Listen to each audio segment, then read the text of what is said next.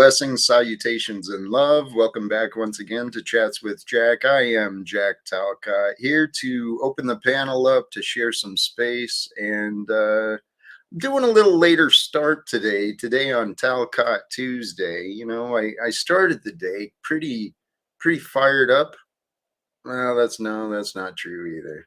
I took yesterday off, and for those who noticed, thank you for your understanding, your patience. I took a day off to try and regroup with the intention. Honestly, my intention was to return with something a little newer, a little different, and yet here I am. I'm the same old guy, and actually, I just feel more beat up than I did before. You're sitting here with some broken glasses now, and $1,000 broker too. Had an expensive day today, but by God's grace, I had the abundance to take care of some needs. And I took yesterday off from my own stream, but I did spend time online with Flow State, some of the panel conversations. But today, you know, I was thinking today is a day of change, a day of transformation for those who look for symbols and look for notices, reasons. 12/12. Today's the 12/12 portal, right? Opening that up for the divine possibilities. And as I understand, it's a new moon today as well. Opportunity for greater things to emerge. And I've been trying to practice allowing my love to grow, seeing if my love can emerge in greater ways, in different ways. But where I find myself quite a bit is just in states of wonder. You ever do that? Just wondering, what is going on, man? What am I supposed to do? I don't know. What do I want? Those are the questions I think a lot of us forget to ask. What do I want? I know what I want. I think I share the deep want that many of us share. Oh, that was my notes, right. Today on Talcott Tuesday with the Openish panel. All are welcome. All will be greeted, that's for sure. But one of the things I was reminded about today, pondering, considering for myself, is some of the traits that are common between us. There was a recent, one of the panels brought up an anthropologist, and I was looking into his work, and that's where some of these thoughts came from, is from others who studied humans. There are some common traits between us, from the tribes to the urban jungles to the rural lands as well. There's some common traits between all of us. There's common humanity. Each of us possess these similar emotions and feelings, and we all have a common rationality. We all share the processes of thought and reasoning, rationality. All of us possess these traits. The distinction, what limits us and what makes us all different between what we rationalize and what we reason, is what we know. It's the varying levels of information and the knowledge of different meanings.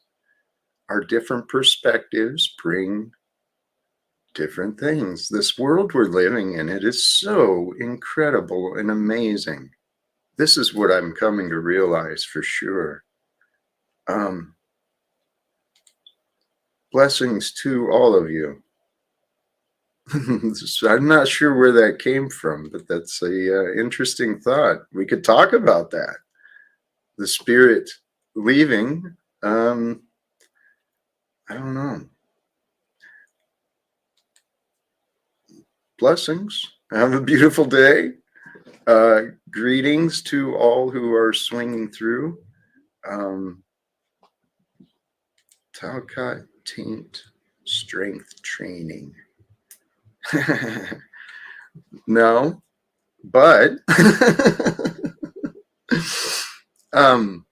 in studying the body and learning about some of the different meditation, different yogic and breathing techniques, I've been learning about the abdominal floor, the floor where the taint is, and how the muscles and everything, man, there's a connection. These bodies, guys, these bodies we've been given, like these things, the flesh suits, the meat suits, holy shit.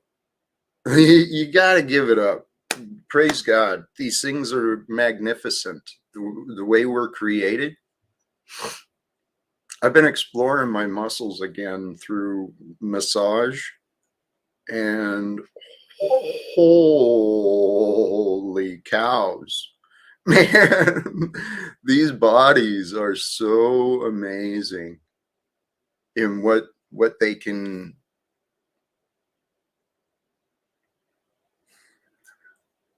I'm listening to my words. I sound like kind of a fool if it's not received in the right perspective. But what I'm offering to you, it's funny, not funny. It's funny, hilarious, but it is actually something I encourage you to start taking seriously. The perfection of our Creator. The evidence is everywhere. The perfection of our Creator can be found in the intelligence of its creations.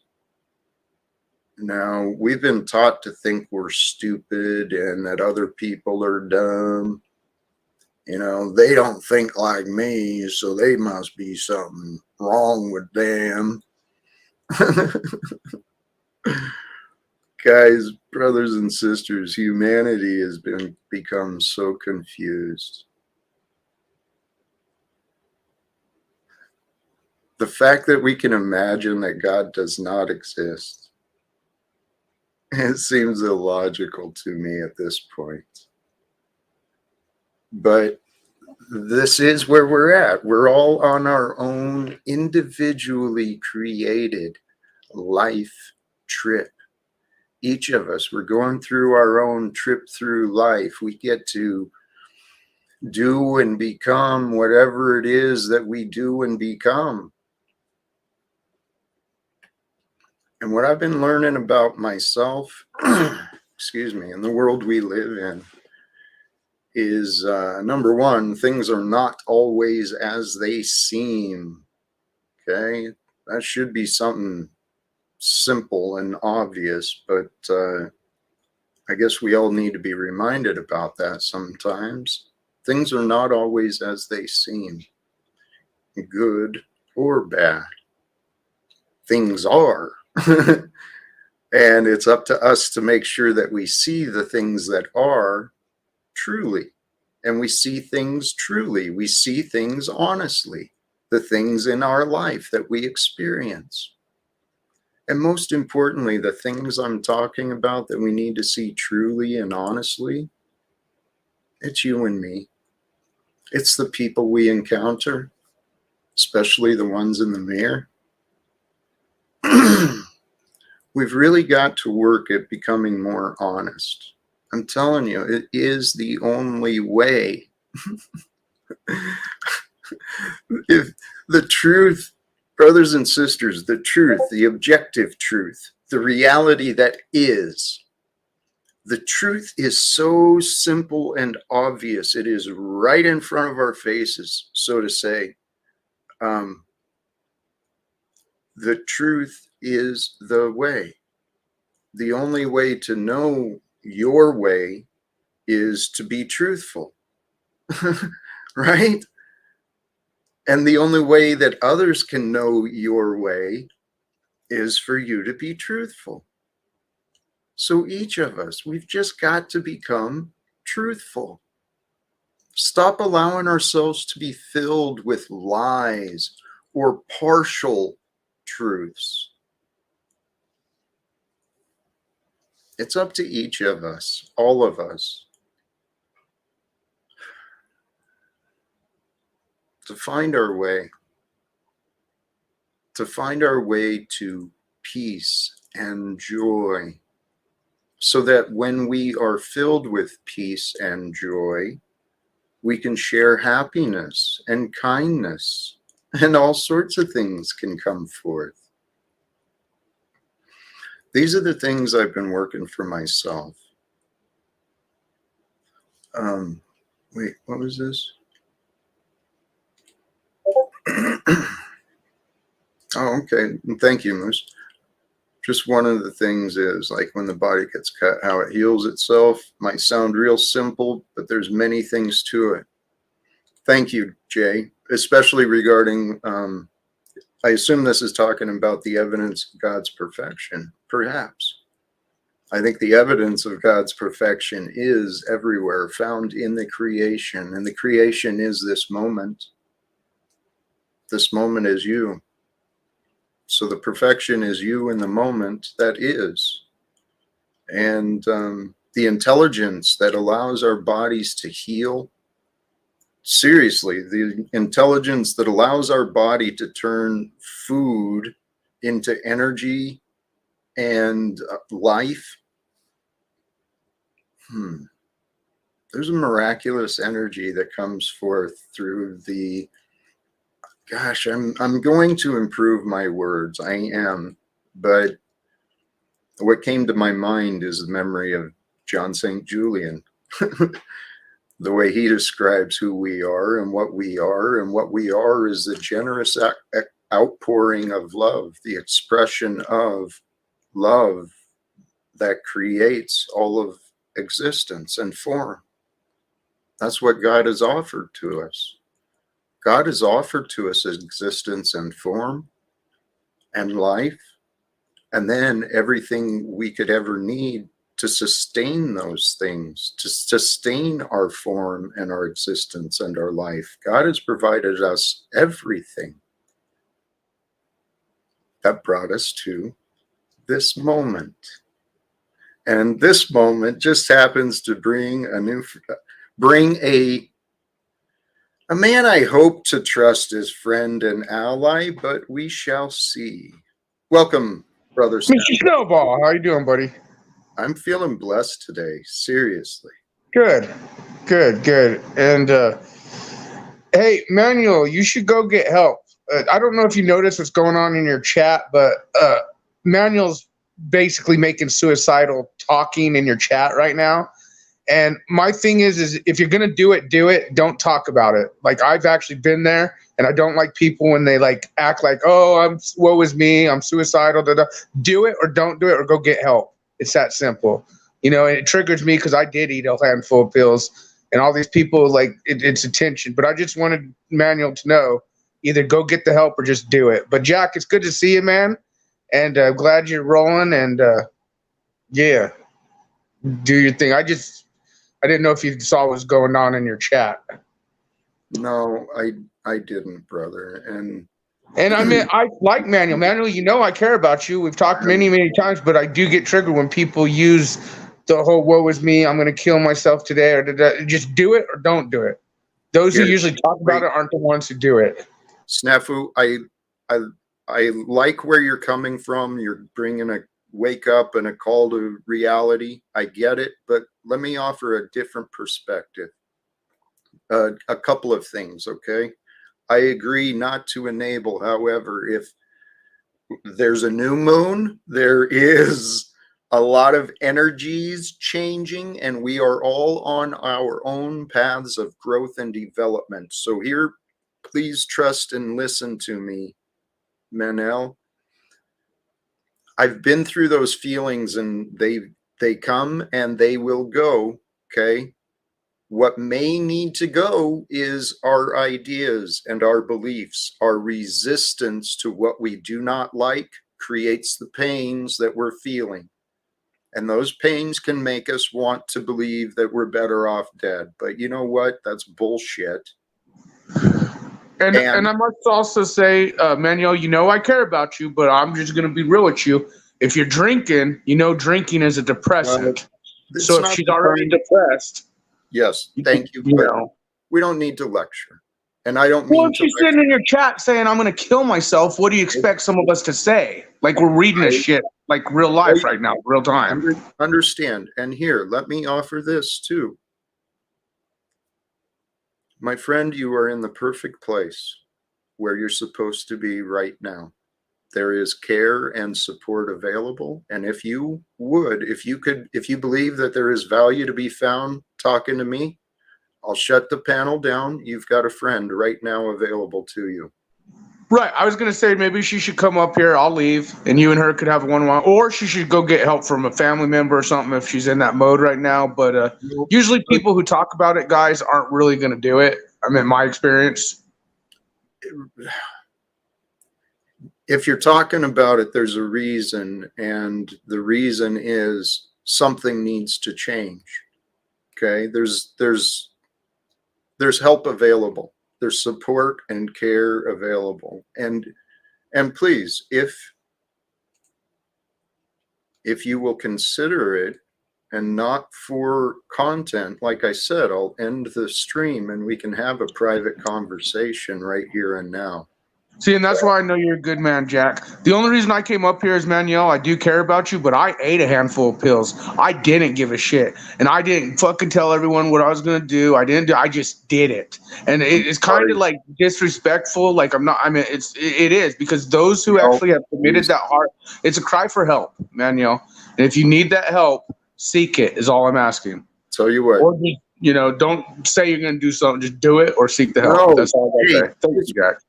Okay. Actually, that is part of what I'm talking about. It's up to each of us to be truthful, to be damn honest with ourselves. When we say we want something, we should be able to explain why. And it should make a lot of sense. But quitting, nah, that's not in you, my friend. If you're still there, if you're still listening, I know that's not in you. You're a tough cookie. Some of us who wanted to quit, we didn't get that route. God thought different lines for us. I shouldn't even be here. I ate over 100. I ate over 100 pills, man. Like fucking. I'm sorry to interrupt you. I'm also sorry that your path brought you to that. Okay. Well, it's fine. It's fine. We all go through our demons. Yeah. We all have our demons. Yes. My thing is, when I see people doing a cry for help like that, I take it serious. Understand. Do it. Don't do it. Get the help. Well, okay. And your point has been made. Please. We don't need to repeat it. Okay. No, that's fine. I'm gonna watch the show some more. But good stuff, Snowball. Keep doing it. And by the way, the glasses look fine. I would have never known. Now, if you put some duct tape on it or some tape, then, I would have probably known. So you're doing good. They keep getting lopsided on me. That's the only downside. But it actually... You get me some, like, monocles or something. Some monocles. That's my other choice. This is my last reserve pair. So... Anyway, I've got more on order. Welcome, Moose. How you doing, brother? Are you there? Am I here? Are we there? Praise God.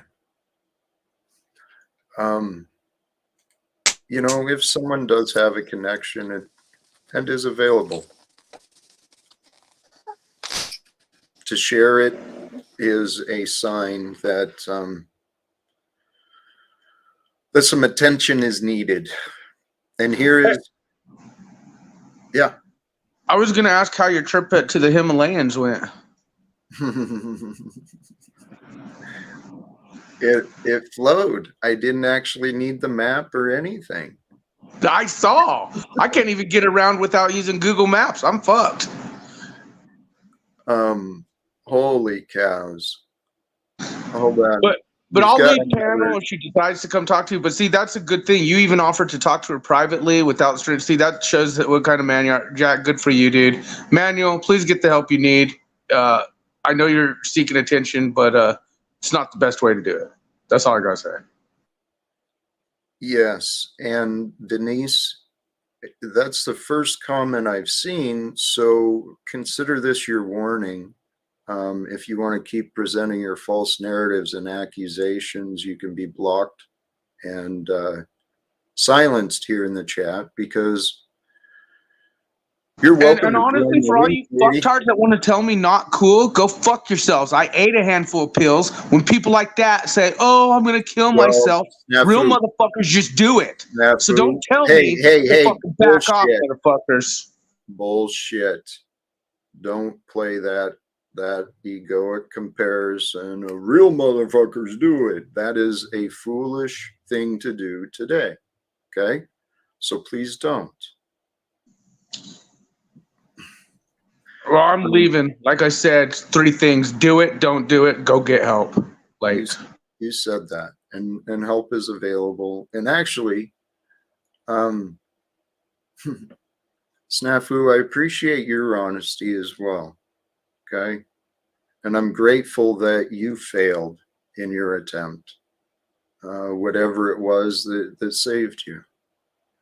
I've spent a lot of time with those dark thoughts of ending it, and there was a few days where I could not logically find reasons to continue. And in hindsight, it's foolish. In reality, in an actual objective perspective, to step away and see the facts, those ideas were foolish. For me, I know everyone has their own path and purpose. Typically, though, in my own experience, what brings those dark thoughts, let's break it down logically. What brings darkness into our mind? Well, the shadows. The shadows mentally mean the ignorance. What we do not know is what brings the darkness and the shadows within to our minds, and our mind is truly the majority of our experience. So ignorance and darkness tends to weigh in when we're feeling a lack, or the two things go together. The two things go together. The burdens of life weigh heavily on us people when we're feeling lack within ourselves. We're lacking the strength. We're lacking the courage. We're lacking the answers. We're lacking the support. We're lacking. So the lacking brings a focus of the darkness. And that can feel real. And it is real. It's part of life. So every day we logically do have that option. We can find a way to end it. It is an option. Recognizing the selfishness of that option, though, because leaving behind those who care. And in this life, we'll go through periods where it may seem like no one cares. It's a big world. It just means you're not meeting the people who care. At least that's been my experience. It's temporary. Welcome, Soul Read Analytics. I just want to hop in quick and say, like, how you gonna defend Snafu when he just simply spreads madness and chaotic? I mean, there's no other chaos agent, literally. I mean, your definition of chaos agent is Snafu, and then you He's one block of my messages. That's pretty much all I have to say. It's like, I don't know whoever is questioning whatever in your chat. It's kind of bullshit, man. I'm just being real. That's all I gotta say. You were real, but not very clear, my friend. So You offered an opinion of bullshit. You didn't really allow much conversation or dialogue. So I guess in your experience, I'm just supposed to accept what you say is the truth and do what with it? So you brought up an accurate-ish description of snafu. And I assume your bullshit was directed at me with your alleged that I defended snafu. Well, I've identified snafu among many agents of chaos. So thank you for that agreement in that observation. But as for your judgment of me and how I deal with some of these agents of chaos, I also know that they're all human beings, just like me, just like you. Human beings make mistakes sometimes, and sometimes human beings pick up habits that aren't really healthy for themselves or others. So I try not to be real judgmental. And so thank you for offering your opinion of bullshit. I'll receive it. And I understand many people are confused, and actually many people dislike it, seem to dislike the choices that I make on a regular basis. That's all right. I don't mind. I mean, I do listen, and I do try to, I do care. I care about what people experience with me. But I try not to selectively choose which ones I'm nice to and which ones I'm not. I don't know. And, here, Sarah, bless you for your care. And I agree, Manel. I trust you're okay, and you will process and you'll return with your strength when it's time. But this is a test for others as well. In my own mind, if I knew a way to reach out, I might. For those who know a way to reach out, it's up to you. But we all get to deal with everything as it comes, as it happens. And, praise God. Praise God for the opportunity to dream this life that we're sharing. What an amazing gift we've been given. And this is where part of my taking a day off yesterday and reevaluating me and what I'm saying, what I'm trying to do. I've got these big ideas, future tripping, right? A world of peace for everyone. The rules totally transformed. But that's not within my power, and that's obvious.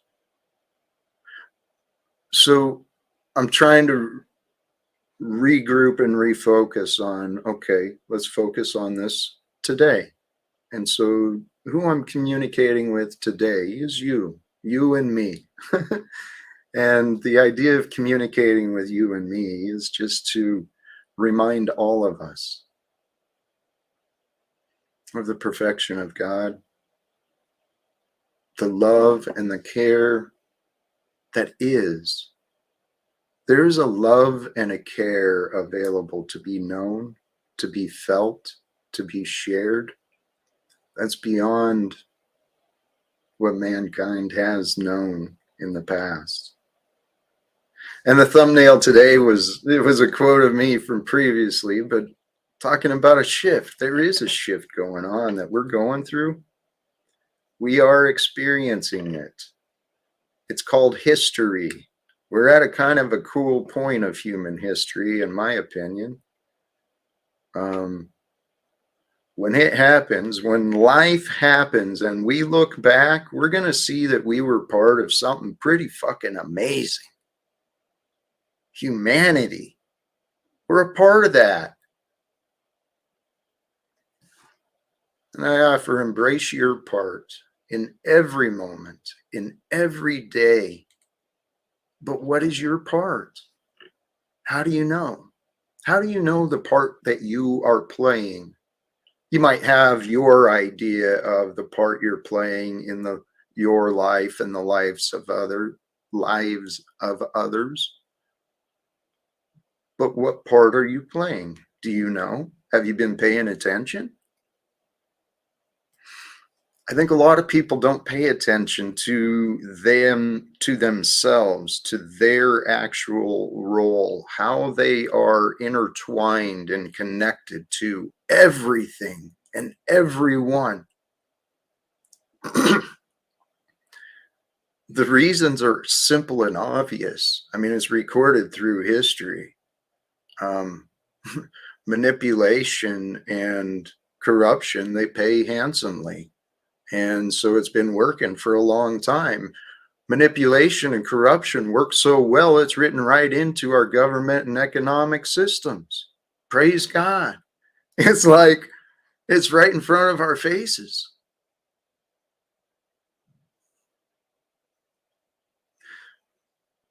But the reason it's right in front of our faces and the reason it's been working so well is because we people, we've been taught to be so divided,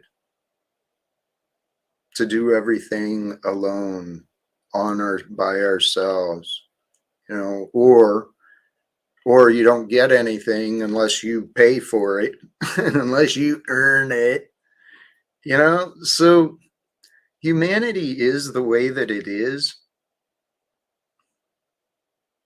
because people have been confused and they won't admit their confusion.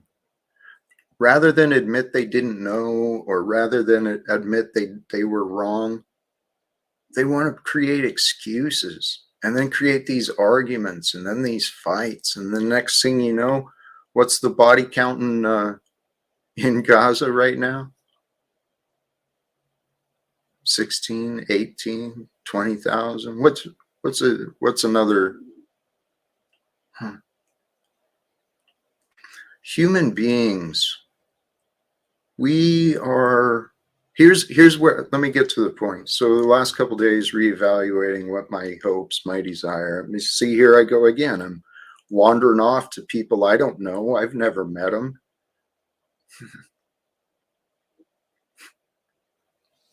Can't get their suffering out of my mind. I can. I do. I don't feel like I should have to, because there is a way. Regardless, back to the point.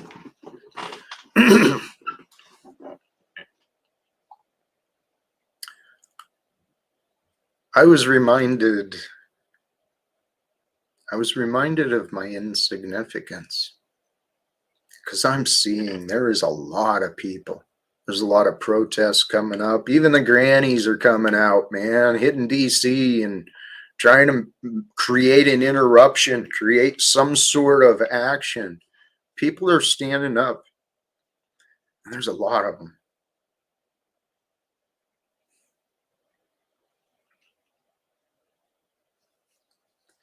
People are standing up around the world against other people who are blindly obeying systems of corruption. The chase of wealth is a disease that has been spread throughout mankind. The idea of greed and selfishness, it's not who we are. It's not. I refuse to accept that, because I know deep inside of all of us is a divine spirit and nature that offers forth what is real, what is true. And what is real and true is that all of us within us, man, there's something special. There's something special within you.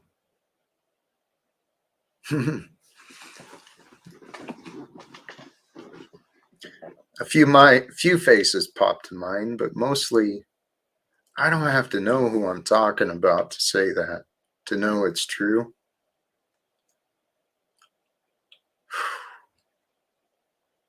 I'm feeling a bit emotional today.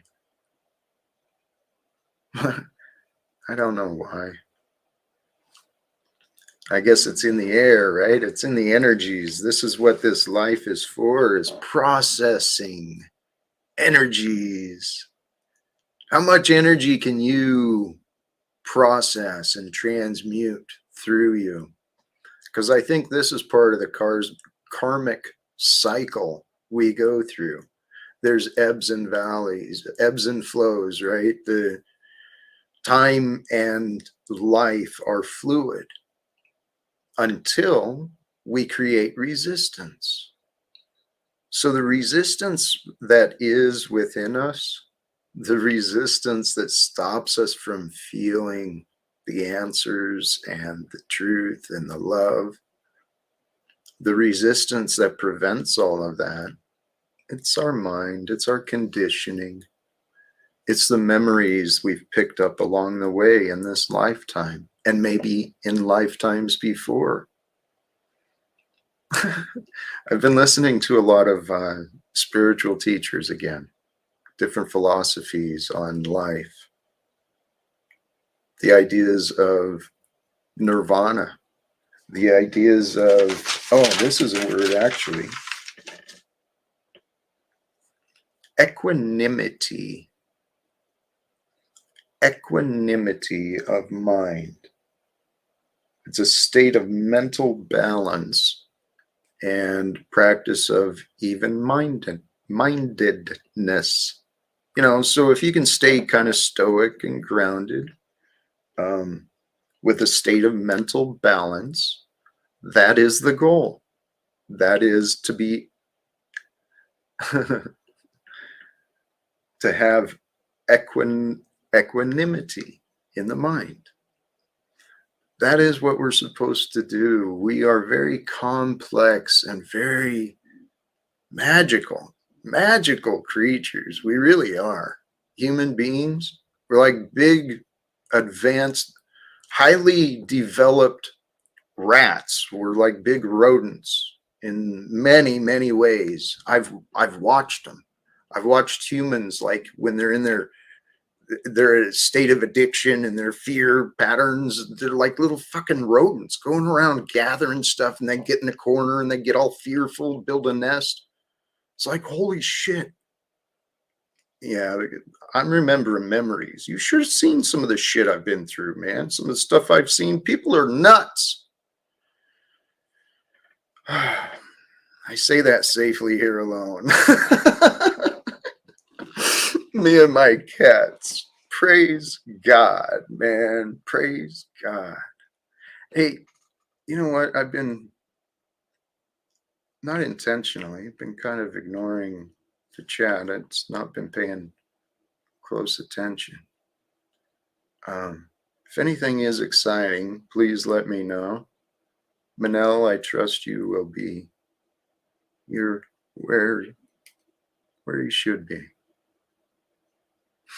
And I trust you will come through stronger, more refined.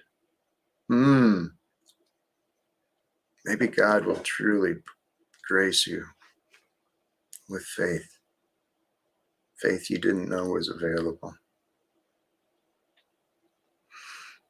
I wonder sometimes if that's the way this divine life is created, is for us intentionally. Okay, Jack's going to come into this life, and he's learned these things in the past. He's supposed to learn these things in this lifetime. So we're going to set it up so when it's time for him to figure it out, we're going to take everyone away. And then he'll get through it. And then after that, everyone can come back and we'll celebrate and it'll be fun. Well, that's what I think happened in my life, is that I was allowed to live the life for the life of others, a life I didn't even fucking like, man. And I did not like my life. You ever felt like that? Well, praise be, sister. No. Hit the link, please. This is exactly what I'm talking about, man. This is exactly what I'm talking about. Get to that point where there's no point. Nothing. There's no hope at all. It's all darkness. It's so that we turn to God. It's so that we are reminded of how strong we are without the approval of others. That's what I taught myself. And sister, you're free to hit the link. All are. Oh, is that what happened? Praise be. I love that too. I offer rest. Brothers and sisters, every one of our paths are different.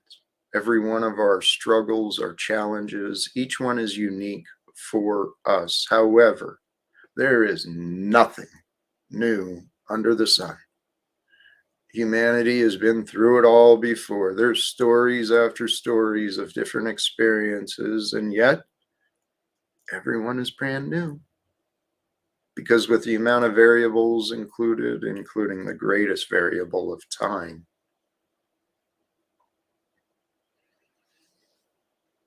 they're never repeated. The point is, though, here, hold on.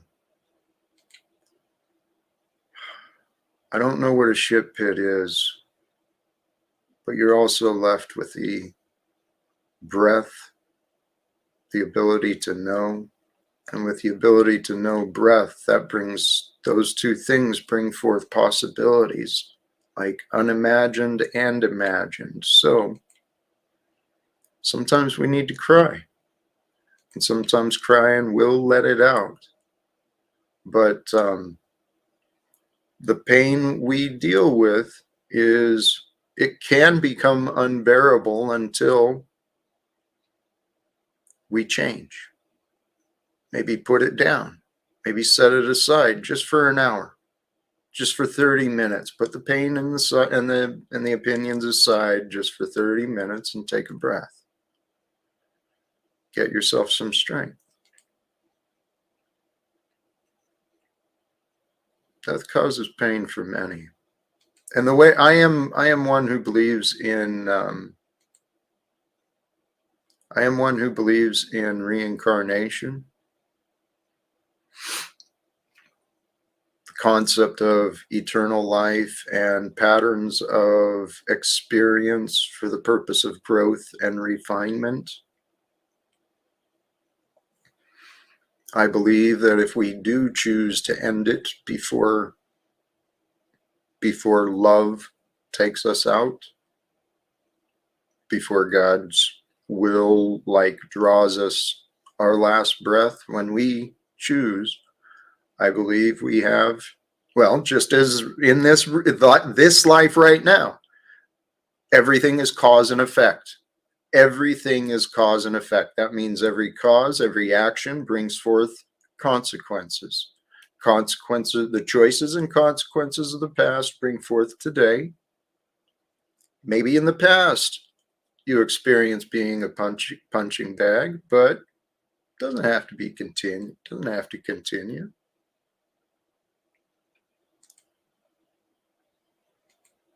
And there's something to be said about karma. I know karma. Matter of fact, I met an interesting lady named Karma past couple of years. Love is the answer. And love is known beyond the conflicts.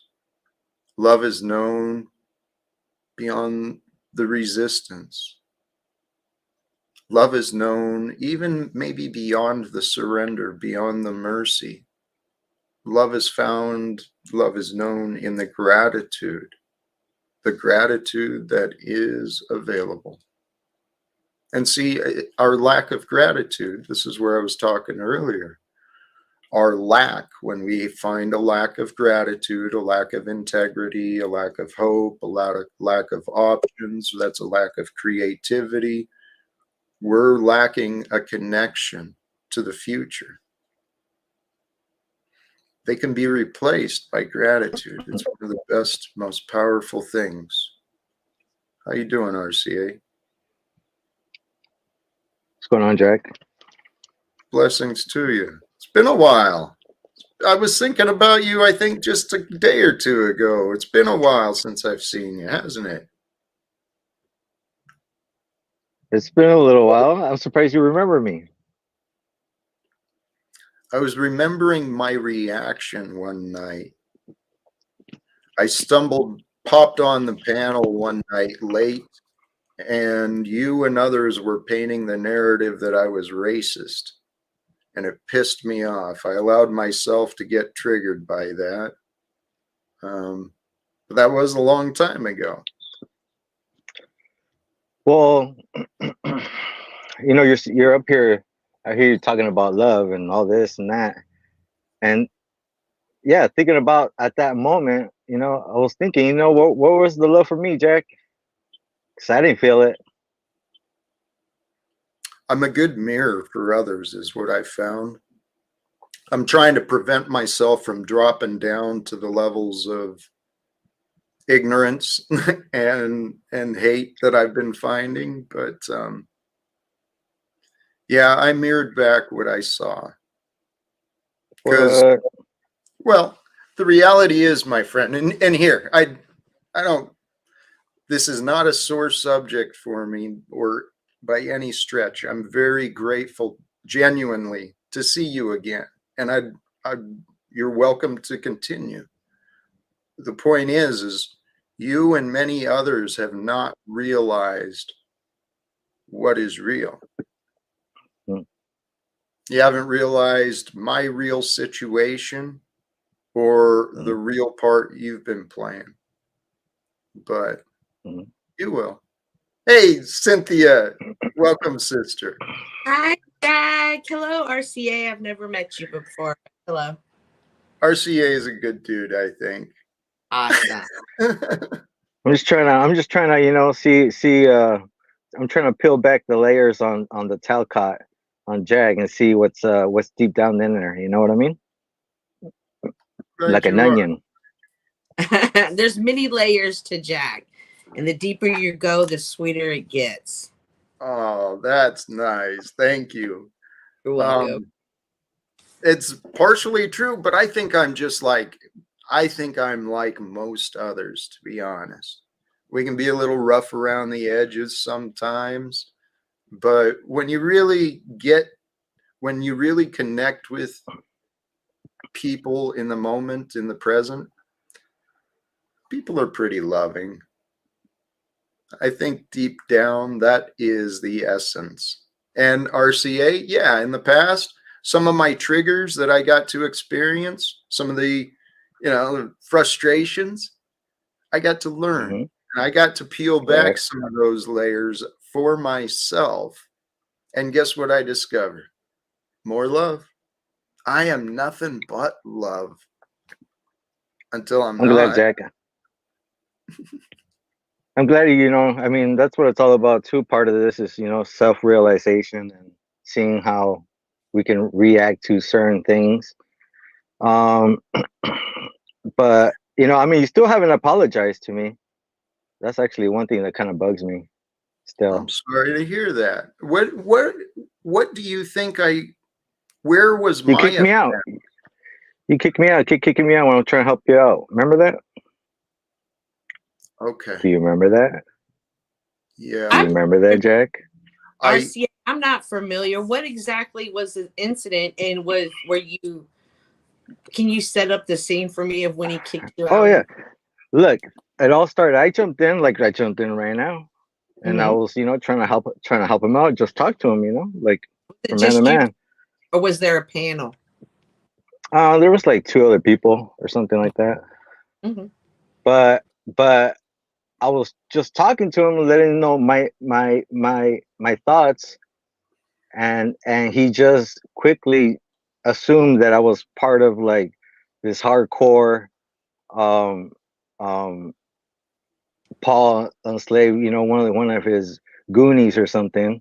Like he already said it again when it popped up. I'm part of some sort of crew, which I'm not. I'm just me doing me, speaking my mind. And you pretty much assumed that I was part of Polly's gang and just was treating me like a goon. Pretty much kicking me in and out when I was just trying to talk to him. Why do you think he thought you were a part of Paul's crew? Are you on his panel or are you in his chat?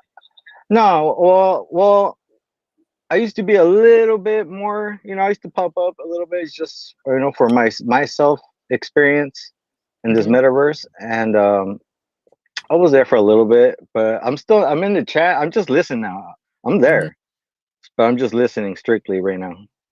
I'll throw in a chat here and there, but that's why you probably didn't notice me. I've been there. I've been watching this whole show, the whole show. Oh. Jack, did he said anything, or did he leave anything out, or was that pretty accurate? And do you remember why you were backstaging him? Because Paul, that's a trait of Paul's as well. That he's like, that's his thing. And Mike plays Mike dirty all the time. I know, but I was talking about me. I'm not right. Paul. You know what I mean? Right. I'm not Paul. So do you have a problem when Paul does it? Do you think it's kind of rude too when Paul does it? Well, his broadcast is his broadcast. Jack did it to me, so obviously he can if he wanted to, of course, because it's his panel. He can do whatever he wants as well. So I guess it's to whoever has panels and however they want to act. It's on them. That's not. It has nothing to do with me. Essentially, is what I'm saying. And me and Jack were barely, say like, we're just talking, but he kind of just assumed that I'm just, I'm whatever. I'm part of the cult, poly cult. Yeah, well, you lashed out. You lashed out pretty good after that too, didn't you? You remember that? Yeah. I was trying to help you out. Well, me like shit. Well, so you're gonna get it back. I see. So Cynthia, here, what I remember, and I don't remember the exact detail. I'm sure the stream's available. We could go back and see. I appreciate what Cynthia was asking. So RCA. I just want an apology. That's it, man. Just say sorry. I know. If I haven't done it. Have you considered your apology as well? Are you prepared to exchange? I will apologize if you apologize first. Because I wasn't being mean to you. You were being mean to me for no reason. What if there was a reason that you were actually not helping and you were interrupting? What if that was true? No. How do we know?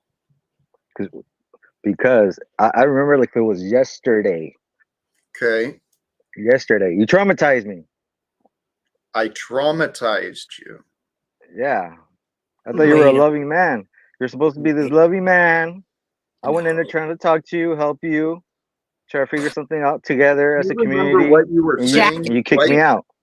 Did Jack ask you to help him, or did you just come in and offer your advice? Why don't we just go to the video? Well, I don't think he knows where it is. Since you remember like it was yesterday, do you remember the title of the video? Tell you what, RCA, please, if you were traumatized, present some evidence. I'd love to witness and see where maybe we can find the solution for your trauma. Yeah, apologize. Well, there might be a different solution. Simple. Simple. And you can't do it. You can't do it, and you won't do it. I can. But he doesn't know if he feel like he owes You're impossible. you one. He doesn't owe you one. Yeah, he fucking does. You're damn right. Hold on. RCA. I'm actually willing to apologize. First of all, you don't even know Cynthia. So why don't you shut up? Hey, dude. You don't even know. Hey, dude. You have no idea. You're about to be thrown again. I can kind of see why he backstaged you. Like I've come on here nobody can't handle me. Have an issue with the questions. Like you came up here with the No. I don't know. I came here to talk to Jack to see if I can get a little apology and maybe we could talk it out. Are you related to and then you popped up. You Are y'all popped up and friends? you're over here. Because he Bring said evidence, anybody bring wants, that. Were you and I there? Oh, you're traumatized. This and that. saw you. Like, I thought, oh, I need to join what is him. You're this? Is this a court? I'm in court right now or RCA, something? RCA. Let's figure out what this is, because it's not a court, and it's also not a place where RCA just flows any thought that comes through him. It's a place where we can have conversations. Okay, so you wanted an apology. Yeah. Excuse It's me, not a but big deal. here's what I want to offer. I will apologize, and at the end of a lesson, after I see that you've learned, actually, my apology, you know what? Hey, if you felt offended by my choices, I'm sorry you found offense by what I chose to do. I'm happy to explain myself. If you want to pull up, we can review the evidence and let's discuss the facts. I can offer an explanation, I'm sure. However, my suspicion, RCA, since I am a man who understands and pays close attention to human behavior, such as yours, your patterns of behavior were probably the reason you got put to the back. You're presenting well today. I mean, well-ish. You allowed me to interrupt, and I appreciate, I respect that. And if I Right on. offended you here, I'm sorry you felt offense. Genuinely. I don't mean to offer offense to others. However, I'll come back to what I said before. You and All right. many Apology others, accepted. I appreciate that, Jack. you and many others have not realized what is real about me or what is real about you. Are you So gonna are you going? I'm sorry. No, no, I'm sorry, Jack. I shouldn't have interrupted. I'm sorry. I want to know if you're willing to acknowledge what you did after you found offense with me. Do you remember talking about me on many different platforms and the things you were saying about me? Yeah. You have anything to say about any of those? You want to offer and correct or maybe explain some of the things you chose to say about me? Well, if there's anything that I said in my actions, Jack, then I apologize. You know, if you apologize, I'm gonna apologize, and I'm sorry for calling you a closet Nazi. It was many other things than that, but thank you for recognizing. So, hey, Cynthia, please. Are you related to Snafu Snaps, RCA? Hey, Talcott, I appreciate that. At least we get to squash it. You know what I mean? I really just want to, squash it, honestly. And you know what? I think this is a good step, man. You apologize. I'll apologize. I'll take it back. Everything I say back. Well, Because RCA, I appreciate this, but now after this, I'd like you to consider, okay, and you're welcome to return. You're welcome to be part of this, part of the Talcott thing. But how many people heard you running around saying that Jack is a racist, not to be paid attention to? I didn't say racist. I didn't say that. I didn't say that. Certainly did. Closet. Go back and listen to your words and the narratives that you joined and started. I thought we squashed it. Man, you want to go back? Hey, So you can't get over it, or what? I just want you to consider. Are we over it? Are we over it or not? We are. Like, I already told you pretty much. I called you a closet Nazi. You know what I mean? Okay. Pretty much. So tell you what, okay, a full Nazi. RCA, I'm sorry. The truth is what it is, and you made your choice. I made mine. And do you accept my apology? Do you accept my apology, Jack? I do. I want to hear it. I do. And I hope for different things from you in the future. Thank you. Yeah, that's it, man. Squash it. It's not even bring it up. You know what I mean? Respect. All right. Done. So how have you been? You've disappeared for a while. Is life treating you well? Yeah, I just got a new gig, so I had to just chill a little bit, get the job done. I had to learn a new skill, so I had to just focus for a minute there. And but I'm listening for the most part. I'll listen to your show too, Jack. You know what I mean? I'm in Please. there. I'm listening. You know, to what you got to say. Please do. Appreciate Taking it. in You've got a cool energy to you. I've seen you've got a cool energy to you, and you seem like a decent guy. But Yeah, I know. I mean, oh, yeah, I don't want to. You know, overall, I don't really. You know, I don't want no drama. Who likes drama? You know what I mean? Nobody likes drama. Flo does. Flow state like drama. High Many- quality drama. Many people do. Drama You makes just money try- these yeah. days. Absolutely. Yeah, it's true. Um, All right, man. Well, I gotta get going, but you know what? It was nice talking to you, Jack. Appreciate it that we squashed it, and you as well, that's brother. it, man. Cool, man. See you later, Feel man. free. Thank you. Feel Oh, free to sorry. join again in the future. All right. All right. Cool. Cynthia, my friend, how is your divine day? Awesome sauce. Good. I joined an Instagram live earlier with one of my favorite rappers. Oh, So serious? he talked about how through his hard time, it was his faith and his connection with God that has helped him sane in the rap game. So I'm just high off of life right now. Oh, cool. Working, busy day, did laundry. That sucks. I invested in, sorry to interrupt. No, go ahead. I invested in new snow tires and new glasses. So See, I don't think I could live in the snow, Jack. Like, I don't know how, like, when I heard you say we got a nice blanket of snow, I was like, oh my God.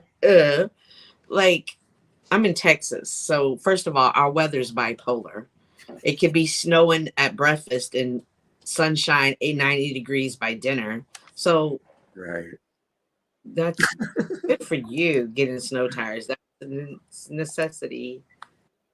I've lived in the northern part of the U.S. and Canada most of my life. Really? Now, were you born here in the U.S. or Canada? Yeah, I was born in the U.S. My stepfather was dual citizenship. He was Canadian. Mm-hmm. So we went up, lived with his parents for, I don't know, for half a year or something like that. I've never lived outside of Texas. I've been in Texas my whole life. I love Texas. Serious? Have you traveled to? I've been to other places, Florida, Mexico, Chicago. I went to a rally in Chicago, a protest rally when I was in college. I went to Chicago too. My life allowed me to be a traveler. Because of work, my stepfather moved us around a lot when I was a kid. Mm-hmm. And so lived all over the U.S., parts of Canada, and then the military, got to go to Germany, go to Europe, and then to Korea, to Japan. Oh my gosh, how exciting. I know. Is this when you were in high school, middle school? Were you still in school age at this time, or? The out of the country was the Army. Mm-hmm. Okay. The rest, it was school age. We moved a lot. Yeah. It was in Alberta, and I can't remember exactly where. Wow. Now, was there a particular country that you liked more? Korea, Japan, Europe? I love them all. What I truly love to do, though, is like Jesse and Angeline did, go visit Jamaica. I've never even been to Mexico. I've never been to a sandy beach, like a nice warm one. They got rocky beaches up here in Washington, at least where I've found. Nice. Anyway. I've been to Boston. I do love the beach. The beach is, but I hate that sand. That sand lives with you, comes home with you, and it's around for a while. So, Well, nice, Jack. I hope for the future, though. The future, Cynthia, I'm telling you, I'm focused on success, either online or offline, maybe a combination of the two. But success in the future, I believe it'll include a lot of travel. Absolutely. That's exactly. I see those people with the conversion vans. They just travel. That's all they do is just travel, travel, travel, travel the world. I have some friends that are both traveling nurses. They just got married, and that they travel. They'll do one job for money. They'll do the next job just to travel to the new place and strictly base it off of the place. And they've had the system, and they've traveled the world. I don't know. Yesterday when y'all were talking about the introverts, extroverts, that I'm just such an introvert. I don't think I would enjoy traveling so much like that. Interesting. Mm-hmm. You might. You never know. Mm-hmm. We're all on our own paths, and this is what I've been really just admiring, and I'm in awe with life, really. The variety it brings forth, the different people, the different experiences.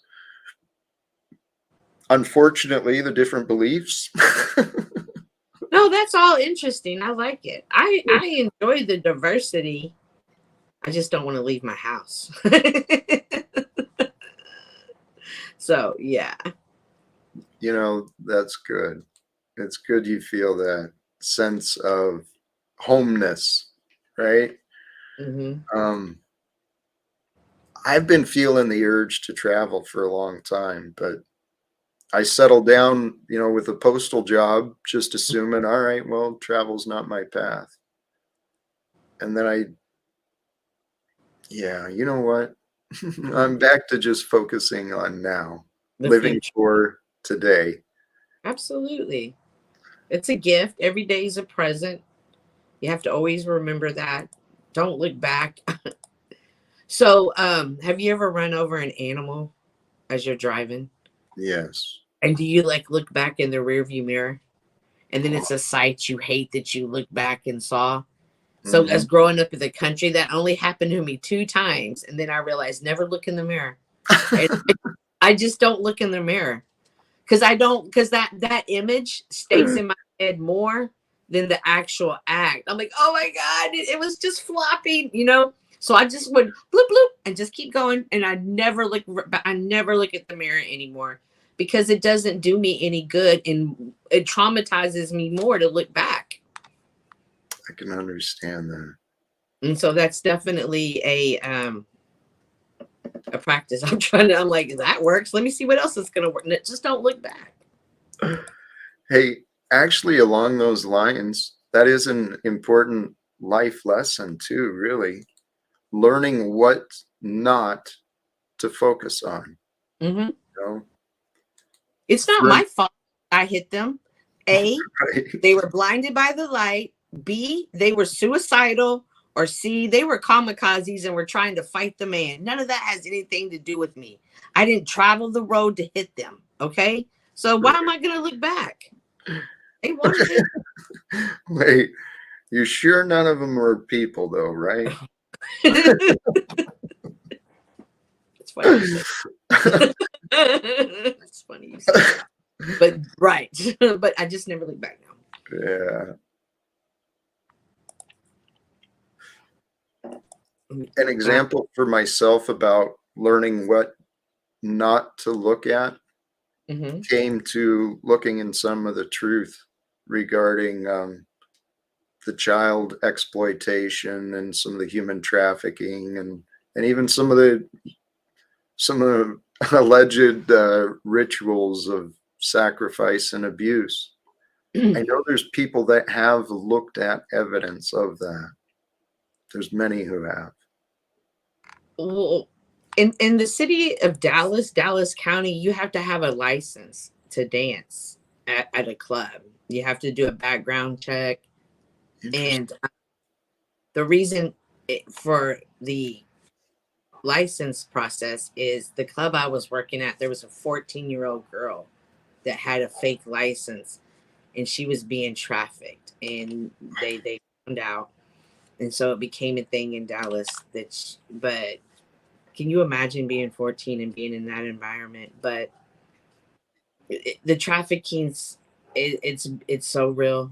It's been around for a very, very, very long time, and unfortunately, it's not going to go away. I wish it would, and all I can do is pray and be compassionate to victims of such a thing.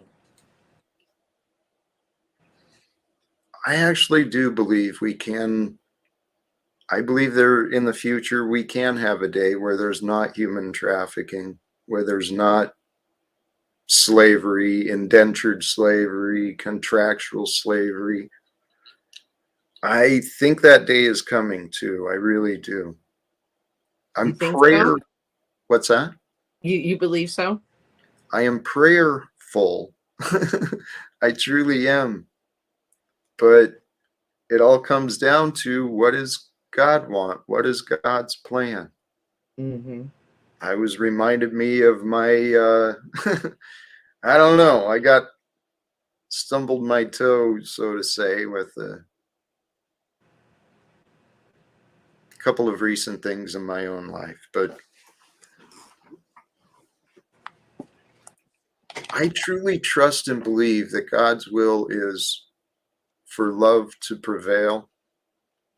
And I think that at this time of human history, the patterns of history show that it is time.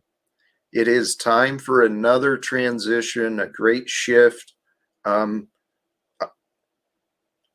evolution. I almost said revolution, but it is. It's time for an evolution for us to grow into new technologies, new ways of doing business, new energy sources. I think it's all going to be, well, from my perspective, it is already available. All of these answers and options are available for mankind to choose. I don't see enough people who are aware or pointing at the solutions.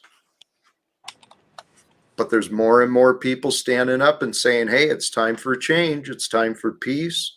It's time for, I don't know. It's time for an interruption and disruption from the way that things used to be in the world stage. And maybe, I'm kind of talking to you, Manel, my friend. Who's A Manel? reminder, it's a time for us to change ourselves, particularly if we're feeling the pressure. Oh, that just gets so old and tiring sometimes. Like sometimes I'm like, geez, I don't want to change. I'm so happy right where I am. Let me just sit here for a second and wallow in my own pity. And then when I realize, oh, this ain't doing nothing, I'll come back and change. I'm tired too. I've been feeling that way. Mm-hmm. Tired of continuing to press on and continuing to dig deep, it seems. But it's so important, though. It is so important. And usually the perception you have of yourself is not the same perception you come out on the other end with. You're just like, and you realize you're stronger than you think. That is the gift of these challenges, these struggles, is once we do overcome it, once we create the memory of overcoming our weakness and our pains. Oh man, that memory of achievement, even if it's a small one, it's a personal achievement of overcoming a fear, overcoming a resentment, whatever it is. There's so many times I look back on my journey, and then there's just been moments that I felt so broken, and I just remember calling out to God. I remember there was even a couple of times I was just sleeping with my Bible because I was like, maybe this will help the prayers, But I can never tell you the problem. I can't remember the problem. I never remember the problems. I only remember the battle. Isn't that interesting? And I've found that very interesting. Now, I can name problems, but I can't correlate what battle went with what problem. So, again, it's just you have to really focus on the future and the present. And sometimes there were times I was like, all you got to do is make it for the next 5 minutes. That's all you need to do. And then we'll reevaluate life. You know what I mean? Just, okay, 5 more minutes. Just give it 5 more minutes. And sometimes that's okay. I remember there was one incident, like it just seemed like bam, bam, bam. Everything was coming my way. That for 3 days, I just didn't get out of bed. I was like, it's a cold world. The world's trying to take me out. If I stay in bed, I can't be attacked. that was my strategy for 3 days. Just stay in the bed. That's all you have to do. Don't leave bed. I didn't eat. I went to the bathroom. Just stay in bed. You know, that's actually this might be a synchronistic memory for me, right? Because part of the thing I've been really looking at is fasting. Fasting from everything. Actually, truly just taking a break to devote to God. I mean, while I still have time, I don't have a schedule that's pulling me or stuff like that. This is the opportunity to do it. But today's the opportunity to do anything. So, Absolutely. I mean, holy cows. Yeah, use your time wisely. How do you use your time? Every moment matters. I have an iPhone, and I was doing research for my topic tomorrow, and they were talking about addictions. And one girl's like, man, my screen time is up to 45 minutes a day. And I was like, holy cow, mine's up to 18 hours. Like, oopsies. And maybe this is different because I use the phone for music. I use this app to find my music that I'm going to listen to. Like, if I want to try a new recipe. And it's really like, whoa, that was a humbling, like, dang, I didn't. So we'll see. We'll talk about it more tomorrow. Joe Cool, welcome to the stage. Joe Cool, I was talking you up a couple of days ago. Yeah, someone was interested in what you do. He said, man, I've always wanted to go audit the police. I was like, hey, that's funny you say that. Funny you say that. Yeah, and I sent him your link. So hopefully you inspire somebody. I hope so. What's his name? Maybe I can look out for him. King Oz. King Oz. No way, I'm high. I'll forget. I know. Hey, Angeline, how you doing? Angeline's in the chat. Oh, hey, Angeline. Are they back from Jamaica? Was that not beautiful?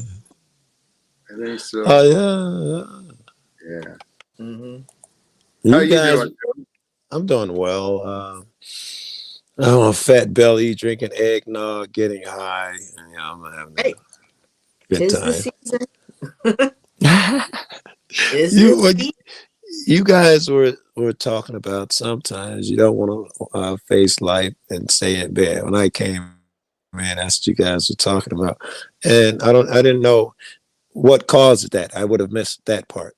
Or did you say what caused that? Then Jack says, you might be echoing a sentiment of mine. Was there something that happened and you stayed in bed? Was that what you were talking about, Cynthia?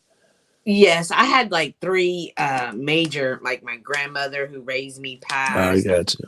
Horrible news about myself. I lost my job, like all within the same week. You know what I mean? So I was like, I quit. I'm tapping out. And so I just wanted to stay in, and you just get to the point where you just don't want to, you just turn your mind off and not deal with it. Yes. Jack, you say you've had them instances too? Oh, yeah. Lots of them. Although I'm I've been pretty good for the past several years. I don't allow myself to wallow too much. Because one of the lessons I learned, and this is real for all of us, you want something done, you got to get it done. You No, know, not only that, my friend tells me you got to do it now. I keep going back to that. You got to do it now. If you're thinking that you're going to be some famous artist somewhere, you better be rapping, singing, painting now. that's, you know what? It's true because life is happening now. And honestly, the best way for peace of mind too is when you're sitting there, if you got an idea, rather than just think about it and put it on a shelf, get it done. You know, if you Yes, can. man. Yeah. Absolutely. I'm a thinker, so I want everything to be perfect before I Very do good. it.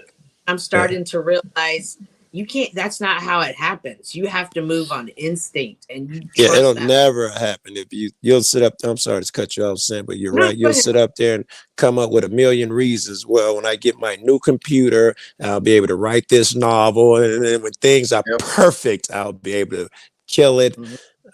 Yeah, no, it'll never happen. Yeah. Mhm. There is a now, as Jack says. There is a fucking now. Do it now. If you're fucking Fred Flintstone, had a fucking hammer and chisel, you've been a pen and paper, a pencil, you can get it done. People didn't even have computers when we were kids, man. And shit was science fiction when we was kids. All right, an Apple Watch, you talking to your buddies? That's Buck Rogers shit. No way we'd have thought that shit was gonna be real when we were young. The Jetsons. We're the The Jetsons. Jetsons times. We're on the phone calls now. Yes, with visual Yeah, images when you talk to your boss and shit. I'm on the way. we Mhm. are in the future. So, what is the future going to be from here? Yeah. That's the big wonder. And I think it's going to be whatever we come up with together. Okay, let me ask you. Is it just what it's gotta be both. I think I answered my question. I was gonna ask, is it just what we focus and imagine and create with your mind, or must an action accompany it? Both. It's both. That Our I think it would have to be both. If you do it and don't visualize it, you probably won't be successful. And if you visualize and don't actively do a thing, you probably won't be successful. It's probably both. yes. I think it's what you put your focus on. Definitely. Like when I focus on my budgeting, like so meticulous, hardcore, it's amazing. I just have a plethora of money. But when I don't think Right. about it, because a Very plethora of good. money, I don't have a Yes. plethora of money. Yeah. I Interesting. guarantee you, you also do some type of action too when you're doing that money. There's the action of, I don't know, getting a coupon, saving something, looking in the Oh, right place for the new next bargain. You're Mhm. actively participating in it. Yeah. Absolutely. What gas station's going to give me the biggest discount for this? How can I? Absolutely. Yes, I keep forgetting there's an app for that. I keep forgetting to do it because my gas burns E85 in my car. I can burn anything and they're the cheapest shit. I'm always out of state somewhere, so I can grab the cheapest shit, $2 or something where, so it doesn't seem that important to me, but I hear people tell you, I forget what they call an app, but there's an app that you can use and it'll tell you the cheapest gas.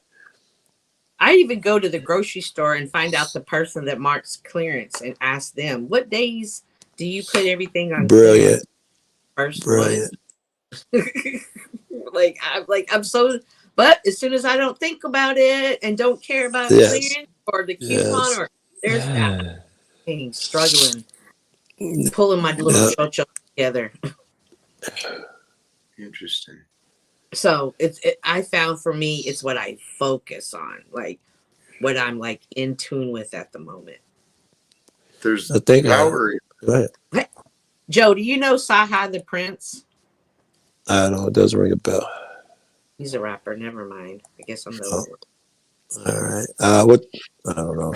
I was gonna say what So, genre. Who's he hang with? Who's his crew? Where's he from? Okay, so his first record that you would have heard him was with he was on the record with Jay-Z, Pusha T, and Kanye West. Wow, And that he must was be. Yeah. So he flew out to see Kanye because Kanye wanted, he was a producer. And when he got there, Kanye West took off for 3 days. So he just sat in the studio with the producer and said, "Come on, let's make songs." So he just made up songs.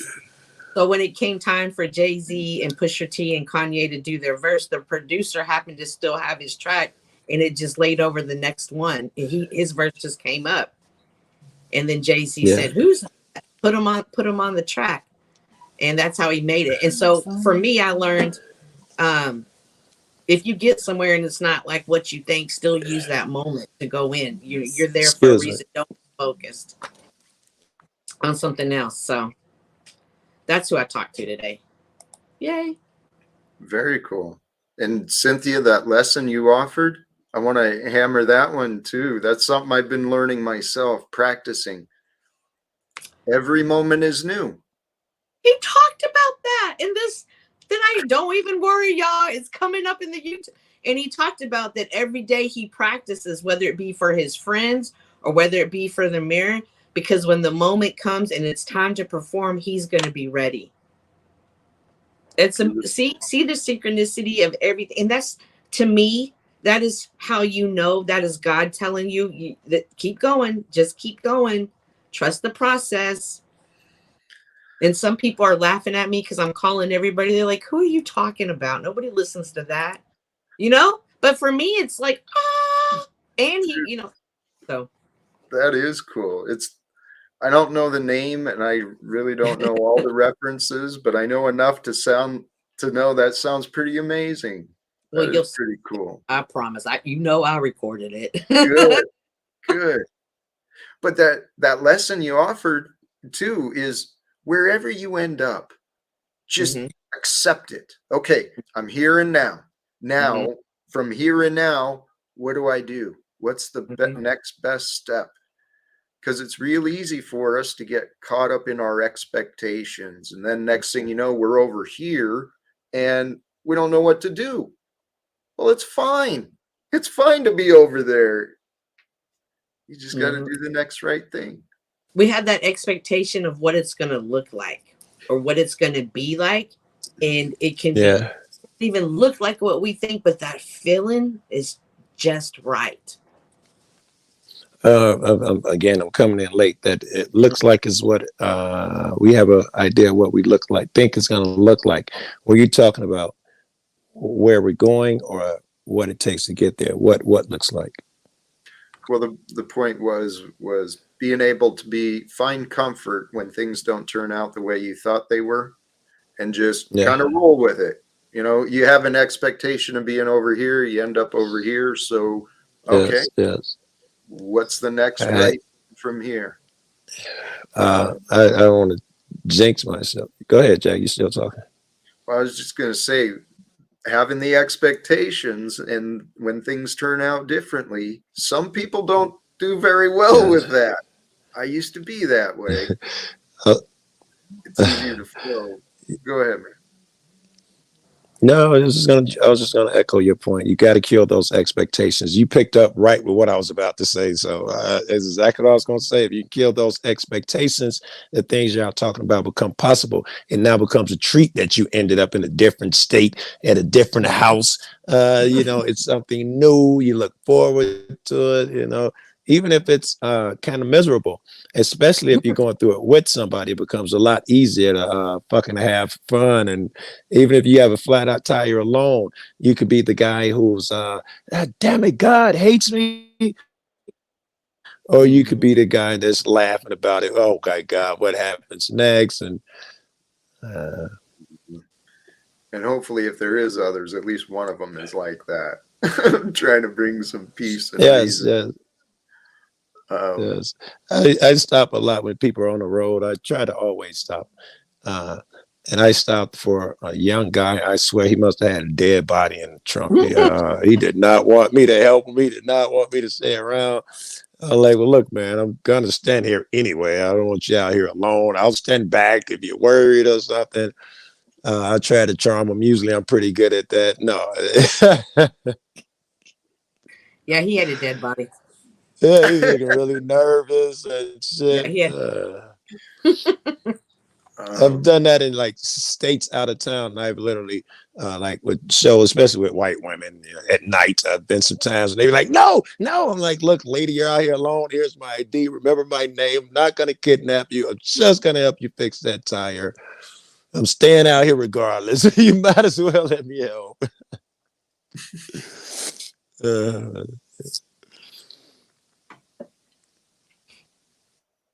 These lives are truly adventures. Uh, You know, the people you stop for, they're having an adventure. I think we've all had some somewhat similar adventures where breakdown or happenings happen and we're kind of stranded. yes, right. Whether break down, the bus end up in the wrong place, the plane is in the wrong state, and you got to catch a connecting flight, and you're stuck for hours. There's a million times it. Fucking my dumb ass, I've ended up, googling the wrong shit in the wrong city somewhere. How did that turn? I just enjoy it. Go for the ride, man. Hit the nearest police station, man. Make a day of it. You know, the way to do that, the way to travel, the way to be able to help others is to be comfortable with yourself. So those are good signs, brother.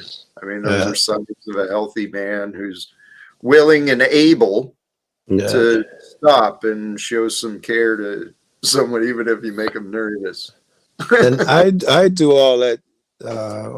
Most of the shit I do solo. All these different states and places I've been, I went alone. True enough, when I get there, I seem to know someone in every state, and if I'm there a week or 2 weeks, by the time I leave, I'm company everywhere. But when I touch down, I don't even tell nobody. I go get a hotel somewhere alone. And, I stop off in all these different small hick towns alone, man, and just enjoy every fucking minute of it, man. I love that, Joe. What you're describing, that's what I had a taste of it in 2018. Before I dig that, it. I'm remembering my past, man. I dealt with so many insecurities, and my insecurities kept me from feeling comfortable. If I didn't know someone, if I was going somewhere, didn't have all the details and the map, Yeah, wow. I was nervous as shit. Yeah.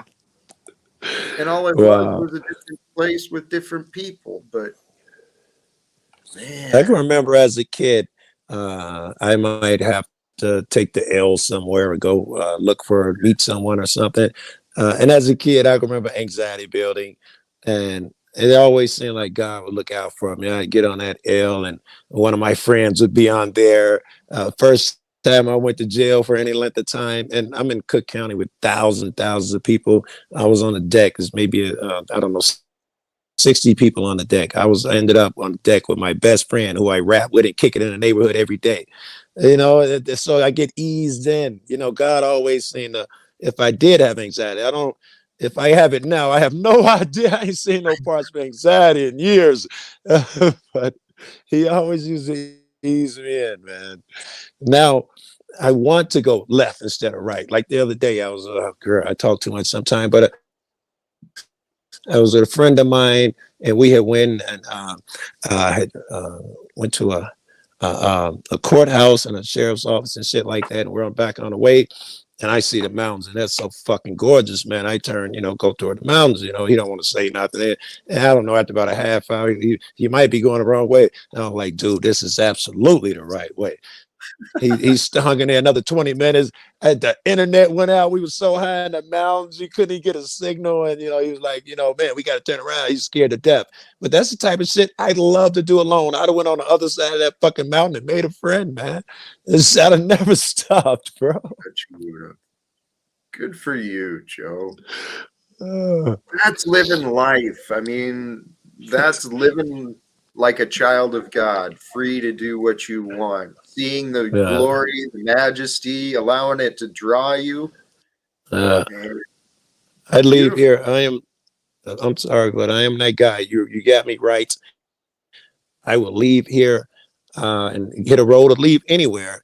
And I got to pull over in 15 minutes because I'm balling so hard because I'm so grateful at what this guy gives me.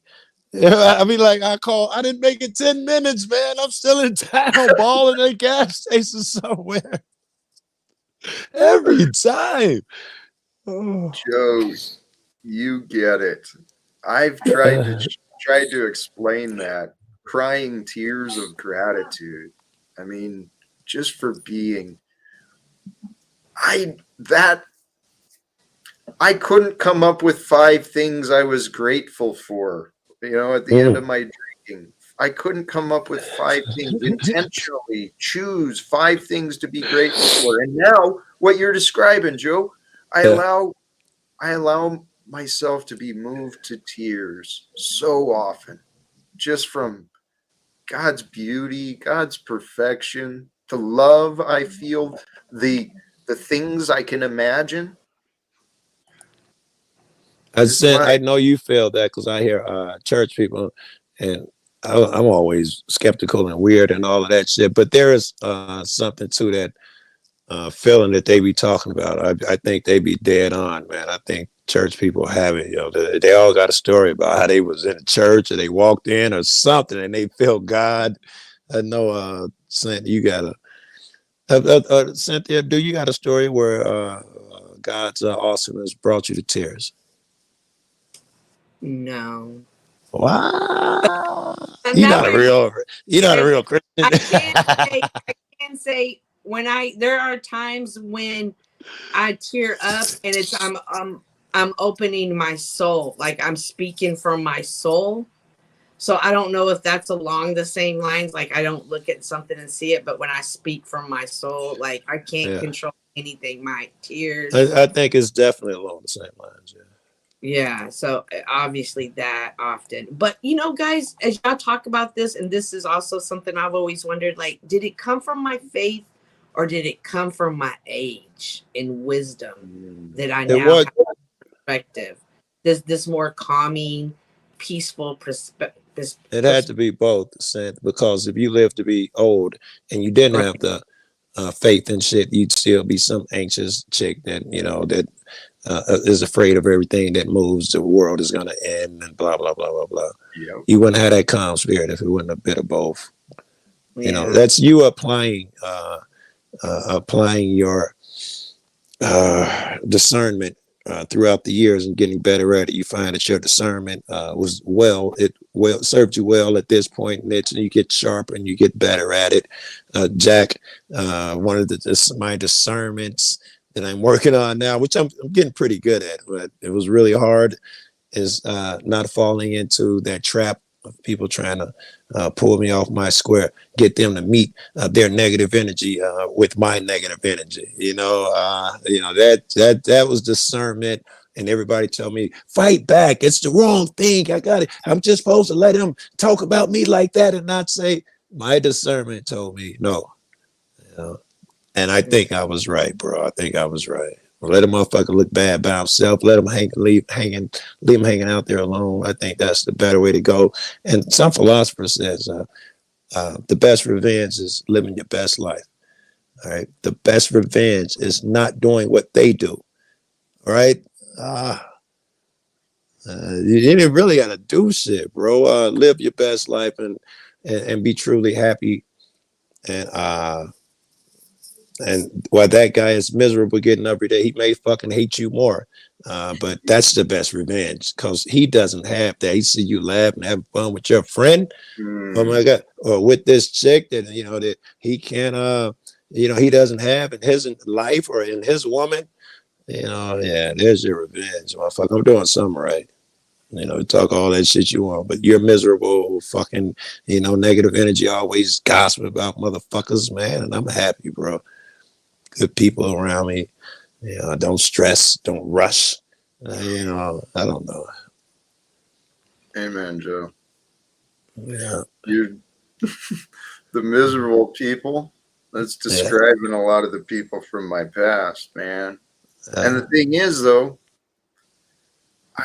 I am one of them. I'm one of the I got you. miserable people. I Right? love the way you said that. You was like, I am one. I dig it. I am, you know?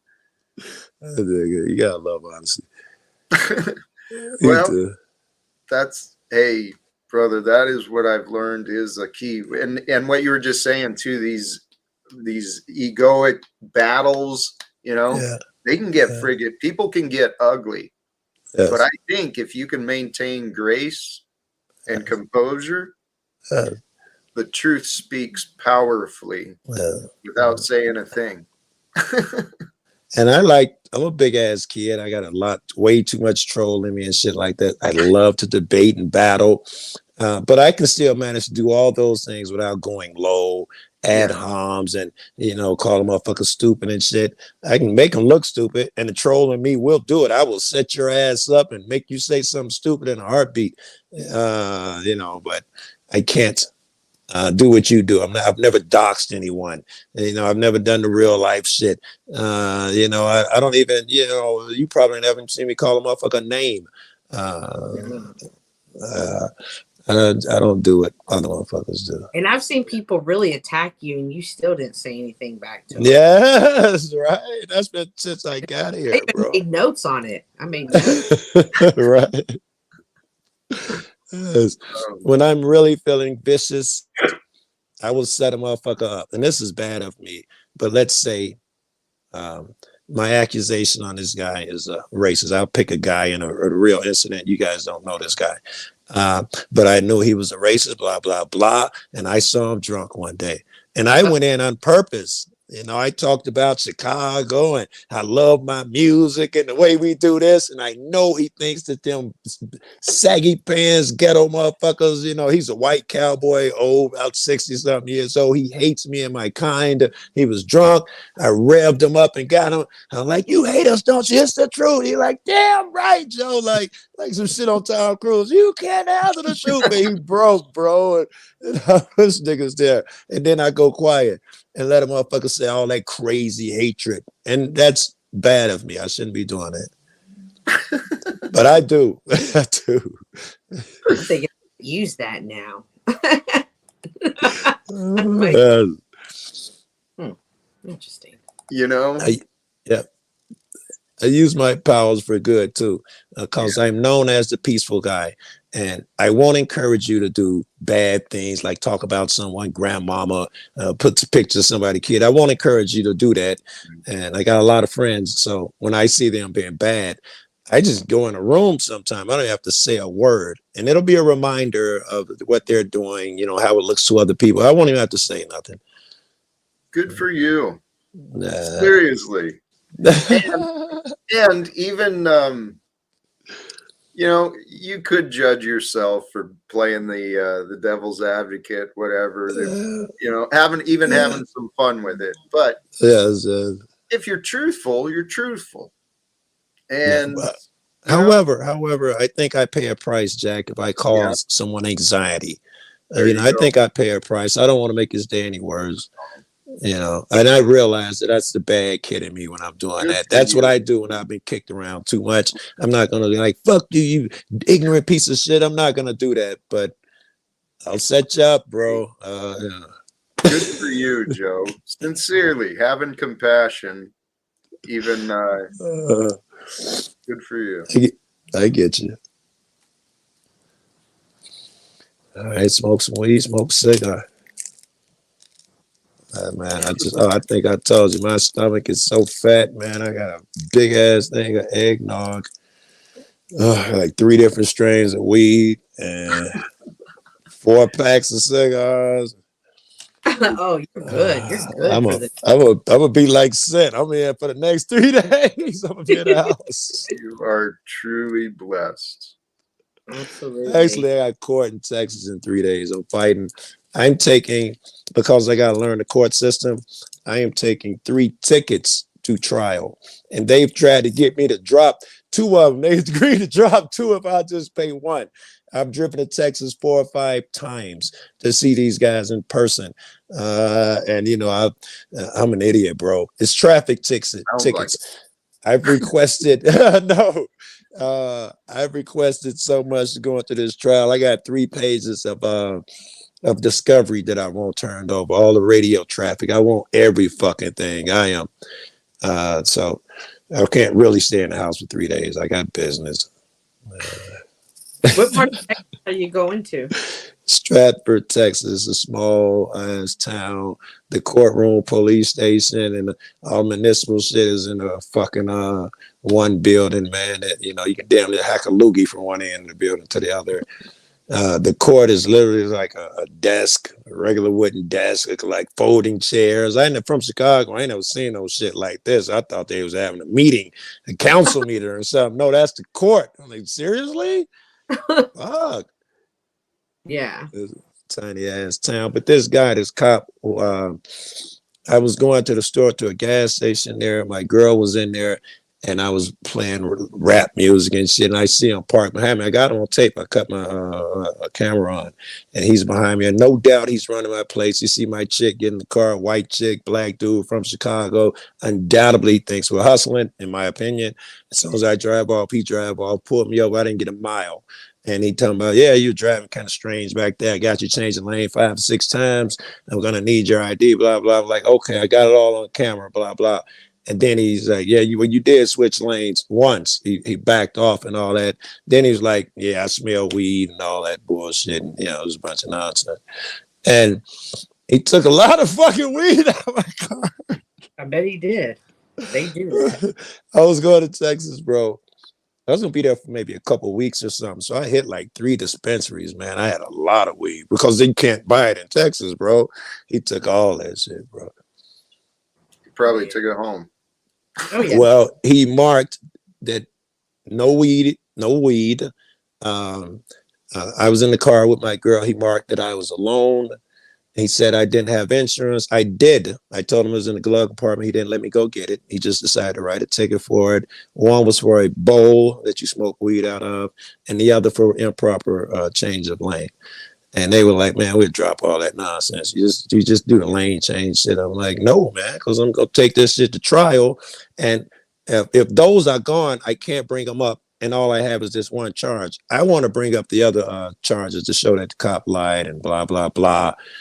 And it took him over a year to give me a court date. And when he did, I called him, the DA, and was like, hey, I'm going to need your discovery. And he got all flustered and shit. But you got everything. I'm like, you sure? Because you got everything I got. And he hung up on me. And the next day, I sent the 3 pages to him, the judge, of fucking request for discovery and everything that I want in it. I'm a dick, bro. They're Good not for you. Right. Sorry, that's what you said. Yes, I didn't hear you. Hey, holy cows. Maybe I'm mistaken. Hold on just a moment. All right, I was mistaken. Oh. I looked at my YouTube stream and it was almost 60 in the 60 viewing and only 6 likes. I was like, what the? It's 26. It's better than. Yeah, y'all make sure to hit the like button. Please do. Oh, has Sophia back? Huh? Has Sophia been around? I haven't seen her. I see somebody mentioning her in the chat. I don't think I've seen her for a bit. I don't know. I haven't noticed. What'd you say? I was saying hi to Moose. I see him in the chat. Yeah. Aaron. Hey, Moose. Hey, what you're talking about, Joe, good for you. I mean, good and bad to what on both sides for you and them. But you know what? It's an experience, and that's what I heard you say. You're doing it for the experience, for the education, and none of these carry jail time either, right? Oh. If I'm going to start, I might as well start with something like this, where the risk is not jail time. The maximum is, I think, like $900 in fines, and I've spent more than $900 on gas and shit going back and forth, and then priority mail and shit, bro. All right, I'm just stubborn. Fuck that. Well, and listen, I wasn't done. I'm sorry. Let me finish. This was the same guy when I looked into him. Apparently, what he does, he sits in that gas station. He runs out of state plates. right? I made a video about the stop, and it's a small town. And so I went there just to be a dick and smoke weed in the gas station. Like, you can't tell me shit. And I met a lot of people. I went in stores and everybody, you're the YouTuber, you're the YouTuber. And everybody had a story about how shitty this guy was. I kept looking into him. Some of the same gas station, I got the footage and all of this shit too. It was on the news. There was some guys, 2 kids, teenagers, stole a car. They were in California or something. And, you know, they were on the trip, spent all their money, and they wanted to steal a car and get it home. And they did it, stole that car, was on the way home. He ran that out of state plate, pulled them over. They wouldn't pull them over. They were in the gas station getting gas. He pulled up behind them. They tried to run. Him and his partner get out, run up to the car. They take off. They shoot him through the back window. Shoot the kid twice, one in the back of the neck, one in the back. They don't know which bullet struck which, and the kid dies. So this is the same cop sitting there running out of state plates, and all the other people is like, yeah, he searched everybody out of state. He run everybody out of state plates. That's what he does. They all said the same shit. So, you know, if I'm not the cop watcher, activist motherfucker ain't gonna, you know, jab him a little bit. Who will? The way I see it. Hey, good for you. I mean, it sounds like the community may have a problem there, and you're you're looking at it from an outside perspective and a man who's got a different education. So good for you. It sounds like you're having fun with it too, Joe. So well, it's stressful, but it's that shit I told you about. When you fear something, you run to it.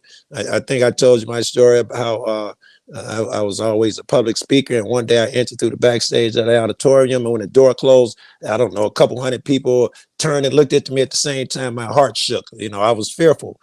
So every day I would go back to the next meeting late through the back door and slam it to make sure those eyes got on me and I got over that fear. That's how I feel with this. You know, I'm scared of the court, man. I grew up in Chicago. Those people are gods. That's the way I felt though when I started cop watching. Right. You know, those people are gods, you know, and I had to, you know, fuck it. It's just what you got to do. If you're a warrior, bro, fuck that. Fuck them niggas. They ain't gods. God is God. Fuck you. You don't run shit. no disagreements, Joe. I'm sorry. Let's change the subject. Obviously, I get fired up about that. I'm mad at y'all just thinking about them. Hey, what do you got? Is that it? You got great hair, girl. Thinking, whoa, it's looking weird. It's looking a little wild. Hey, Lindsay, I'm going to go ahead and drop down. Thank you, Jack. Thank you, Joe. Great conversation. And I'll see you guys around. All Joe. Right, was it something that said? The King Oz. No, I got 2 other fires right now I need to go put out. And I'm on the rampage. All right, thank you. Are you streaming tonight, Cynthia? No, tomorrow at Central Standard Time. Are you addicted to social media? Are you an addict? All right, thank you. Thanks, Cynthia. Right. Blessings. And if you remember, Jack, if you go over there, text me or something, I'll go over there. I didn't know she goes. I'll try to remind you. Make sure you know. Appreciate you. I was listening to your stories, Joe, and I really like it. And I like the awareness, self-awareness. You know, I was really in the mood to be a dick, you know, just because. right. I'm aware. I know. I was going to share something with Jack really quick. Somebody asked Cynthia, I think, did you have any moment, or like a God? Yes, I asked her. Yeah. Well, I've never. God's awesomeness brought you to tears, is what I think I said. Yeah. I've never had that, but something happened yesterday that I thought was pretty interesting because I've been on a skepticism kick lately and thinking, he could exist, he couldn't. I'm basically on my own here, and a lot of bad things are happening. And I'll share with you a little bit. My mom has early stages of dementia. She's not even that old. She just got the early stages. Yeah, I'm so sorry. It sucks. She's always so vivacious and funny and fun-loving, and she's kind of losing her memory a little bit and acting kind of weird and saying things out of context. And I noticed that I was. I want to crack a weed joke. I'm so trying hard to be a good guy right now. Go ahead. It's like she smoked some good skunk butt or something. Thank you. I was gonna say it, but you said it. But it's sad, you know. It's sad too because Yes. you're kind of losing this person at the same time. It's the worst. It's the scariest. I'm with you It 1,000%. is I'm scary. with you. It is Yeah. scary. And so I was kind of pushing myself away from her, not cognizantly, but I think for self protection. Interesting. Yeah, picking fights with her, and then I just sat down. I said, "What the heck am I doing?" And Talk about self-awareness, motherfucker. Talk about self-awareness. Look at you. he just called me a motherfucker. Yep. Let's go. I was just there, and I was saying, "Hey, you know, what are you doing? You don't usually fight with your mom. She's cool. We get along great. She's really funny." And then I took a second look and thought, "No, you know what I'm doing? I'm trying to get away from her because I feel like she's dead or she's dying. Good girl. And Good it's too girl. hard. It's too hard to deal with." So I was thinking that in my mind really keenly before I went to bed. It was just like stark center, and I'm thinking, how am I going to go to sleep? It's like I was saying to myself, she's dead. She's dead. The mom that I know is no You're longer. already picturing it. Yeah. Yeah, and then I heard this voice, which was probably me because I'm a skeptic. It felt like a religious kind of thing, and it said, "She's still alive." Mhm. Just a second. Yeah. Go ahead. So I wouldn't. I was thinking She's I still would, alive. and it was the best answer I could possibly think of. Like, be with her now while she's still alive. She's still there. Very And I was looking around like, who told me that? That's pretty good. That's pretty smart. It wasn't me. I don't know. Maybe it was, but it felt like I was also thinking of my great grandmother, and when she had troubles that were too big, because she had like 6 kids, she had a lot of troubles, and she would always say, "Give it to God." And my response would be, "If you have troubles, give it to God." And my response would be, "No, I'm not going to give it to God. It's still my problem." You know, kind of I wouldn't say that to her, but that's what I was thinking. It's still all mine to deal with. I'm alone here, and I'm going to have to suck it up. And then I immediately felt when I was saying that, no, you're not alone. You don't have to suck it up. She's still alive, but yes, get off your ass and, you know, go be with her and go laugh. And so that's what I was feeling. I wasn't going to be in tears or anything, but I was really feeling like it almost feels like a God moment. But then With the alone, what you feeling alone thing, or you being alone, excuse me. There are some beliefs out there. In some ways, you're right. You're the only physical person, and you got to handle your battles on your own. You're your own responsibility. But there's a belief out there, and I believe it, that everyone who died, your ancestors, all of these people still exist. Your energy still exists, and you call upon them. All of God's angels, all the good forces, you can call upon them. And in reality, fuck it, I'm trying to not talk too spiritual because you're a skeptic. I don't want to scare you, but fuck it. In reality, in reality, the more you step into that, the more they come. You don't really ever have to call a motherfucker. As long as you're being in truth and trying to be a good guy and all of that shit, seems like you got a circle around you.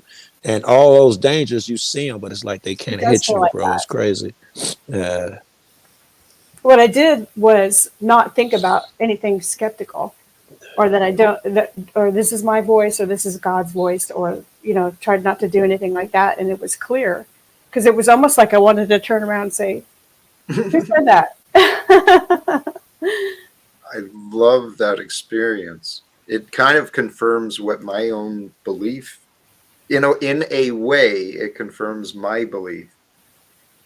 What it sounds like, the truth rose from within you, or the truth rose. You know, when you had that cognition, the awareness of you, what you were doing, and then bringing you back into the moment of truth, a call to Jesus moment, like Oh yeah, they say that first voice is the Holy Spirit. They'd say it could have been a religious moment.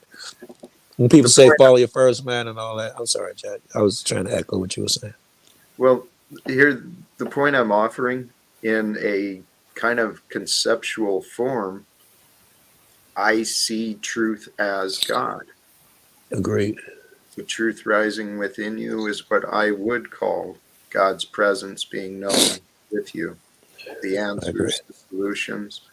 And I love your honesty, and I feel for your situation. Watching someone change, someone you care about and you know so intimately. But the reality is, maybe the old version is dead, but the presence is still here. The experience is still here, and it's continuing. And Jack, everything and everybody changes. So had I known you 10 years ago, you're still Jack, but you're not the Jack of today. And I would have had to deal with either one I walk into. This is your mom of today. Yeah. Amen. That's what I have. And I'd been distancing because I'm like, well, she's already gone. But that's just like, she's right here. She's still talking. She still has some of her sense of humor. You know, at the same time, it was a kick in the butt, but it was also, you know what? You don't need to worry. She's right here. So be with her. Yeah. Yes. Good for And you. that's good advice. I just lost my old man. That's good advice. Take advantage of it. Anybody that's lost a mom or dad is going to tell you that. Take advantage of it when you got it. It's too painful. It's like, it's not even, I'd rather chop off my arm than have, I mean, I know that's a dramatic statement, but your own pain is great, but it's worse to watch somebody else go through something. That would be God. You say, like, you know, you're skeptical. It's not like he's all up in you. Those traits, all the shit you talk about would be, you know, child of God. It's like the Bible says, blessed are the sons and daughters of God. Blessed are the peacemakers, for they shall be called the sons and daughters of the Most High. Many of those attributes, peace, mercy, and all of those things are attributes of God. As Jack said, they may literally be God or Jesus, you know, forgiving, love, blah, blah, blah, blah. So you may know God a lot already. You know. It gave me a huge relief all of a sudden, because usually I'm a ball of stress and I'm spastic and I gotta do that. And like, smoke more weed. Indica, baby. what you were saying with the directions to someone's house, and unless everything was perfect and you knew the directions and you knew you were going, all that was wiped out of my life. Good. And what I had to do was shut up to hear it. Yes. Oh, now you're speaking. See, this is what God does. My mantra, I'm all when I try to like meditate, but the objective is to shut the fuck up. Even I'll do it sometime, even if I'm not closing my eyes. I can drive, but I'll shut the fuck up and listen. And my mantra, whenever I think, when I'm doing this, I don't want to think, and some pops in my head. My mantra is shh. I say it out loud when I'm driving, when I'm trying to do this and get in tune with God. Shh, shh. So it's interesting that you said I knew I had to be quiet and listen. You know, more God shit.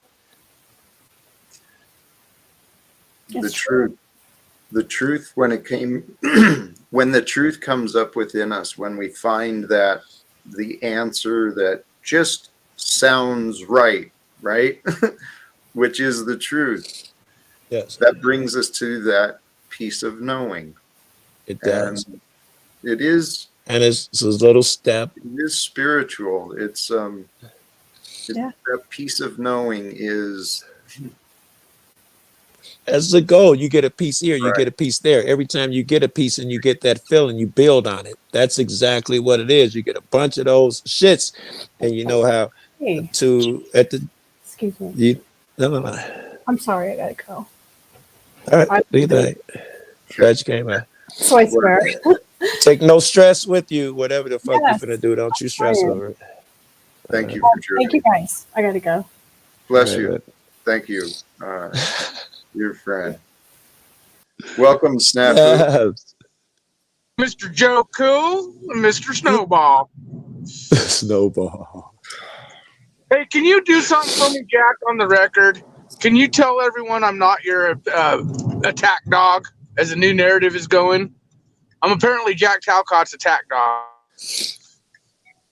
The Snafu, I think you jump on Jack as much as you jump on anyone else, personally. Right. And apparently Denise says you're in a death cult and I'm your attack dog. That was her new video. But I just wanted it on record. I am not Jack's attack dog. If you not notice, I'm my attack dog. Yeah. People are fascinating. And I blocked an impersonator from the chat. Yeah. I usually don't, but I'm starting to think maybe I can do more to clean up some of the things around me. Snafu, Okay. thanks for joining to set the record straight. Yep, Snafu does not work for me, not in the slightest. So if he's attacking, do not assume it is for my benefit. Right? I am I'm not attack Jack Talcott's everybody. attack dog. Hell, wasn't it yesterday I was calling you Nazi cop for blocking me? Right. Probably. Yeah. Was that? By the way, It might have great been stream, today. good vibes, and Joe Cool. I'm practicing the Joe Cool finger bang, dude. It's getting me places, bro. I appreciate you, dude. Thank you. love you, brother. Stupid. Joe's got it. It's not to bring up the problem, but this Denise character is another oddity that I've discovered. And then that other guy, well, I won't poke that other one. I haven't heard him mention my name. So Yeah. some of No, these that's that, Jack. That's sometimes it's cathartic to tell the story, Mhm. of what you're going through, but Yeah. it's not good form to mention names. It's not worth it. So sometimes you can tell a story. I say my friend or a guy, and you still get it out and feel better because obviously it was on your mind because it's a couple times you was like people are interested and you went back to it. So you're something that was you wanted to talk about right there. It's just the patterns of people that have been shown to me, man. I mean, especially on this YouTube stuff because I'm involved in it, I guess. But the amount of just gossiping and fucking drama, unnecessary drama. What do you think? What do you attribute it to when you think about that? What do you think about it? Like, I don't know. Some people get overwhelmed. It's scary. I got friends who won't even fuck around on YouTube, won't even type in the chat. Some people, it's a drug, it's fame. It's a million things. A million people do shit for a million reasons, and the worst of them seem to gravitate toward YouTube. Examining that shit, as you put it, people are weird or whatever. What do you think about when you think that? A bunch of shit pops in my head, as you can see. Mine, where I'm at these days, brother. Everything People are starts with God. People are weird. Why? Yep. People God? are weird because they've allowed themselves to be deceived. I would agree with that. That's a better answer. Yes. Go ahead. That's a good answer. God has us all on our own paths, but there's so much confusion and so much denial, cognitive dissonance, man. Yes. People react. Yes. And so that go ahead. In my own path, I trust this is my own purpose. Now, I think I'm just like everyone else, but I've been able to learn more. I think maybe I've had more examples of people getting triggered with me. I hear where you're going. Yeah. Maybe the average, but. So what, do you learn from that or does it affect you? All right, I'll be more direct. It did both. I don't want to guide you. It does both. Very good. Very honest. Very good. I was affected until I learned. And whoa. I'm sorry. Less. I'm still learning. It's a purification process, trials by fire, Mr. Talcott. Yeah, I would agree, Snafu. That's what, in some ways, that's what this entire life is about. They say at the end, those who you appreciate most will be the ones who taught you the greatest lessons, and those will be the one who you saw as adversarial in the moment. Not always. There is lessons from those, but golly geez, I learned so much better with friends than enemies. Then don't think you've got those lessons. We all got lessons where we're weak at. And the lessons where you're weak at, those will be your greatest instructors. Yeah. Well, it sucks. Hey, admittedly, there's evidence of, I've grown even in the last year or so here on YouTube. I found some weaknesses within myself, some expectations, some all sorts of things. Without these People, clowns, yo. amen, Uh, amen. I have no Hey reason. Zach, I got a feeling, man, that even the bad guys, man, I don't know about Hitler and them niggas, but certainly the bad guys we on the day-to-day label as Mr. is bad, or can't believe he did that as people, I think they get over there. And when you get over there, you're gonna be able to love those people without all the fears and shit that they put in between you guys when you try to show up love and affection. I think it'll be, they'll be revealed. Fucking, I will hug Tommy like you dig, like I, hug my kid or something. Right. Yeah. Yeah. I think this is part of the greater picture. And imagine this. It makes sense. If you bring in the God of light, the angels that want God's children to survive, and then you got the oppositional forces, the ones that want to take over mankind and control mankind. Yes. Yes. The And if you confusion. think about it, Jack, you're a biblical man. You've been in church. Full third of the heavenly hosts were cast down here, meaning there are a lot of those spirits and whatever you want to call them, name you want to put on, running around. And they said the devil will have dominion over this place for a time. It looks like this is his time. We should expect those. A lot of people have been deceived. I don't want to put no name on them, but we should expect that a lot of people have been deceived, and whatever that means. But that should be the norm. It should be expected. The confusion should be watched for, and if we can help each other overcome our confusion, man, that's the key. The onus is every single one of us, we're on our own path. We've all got to figure out our shit for the world.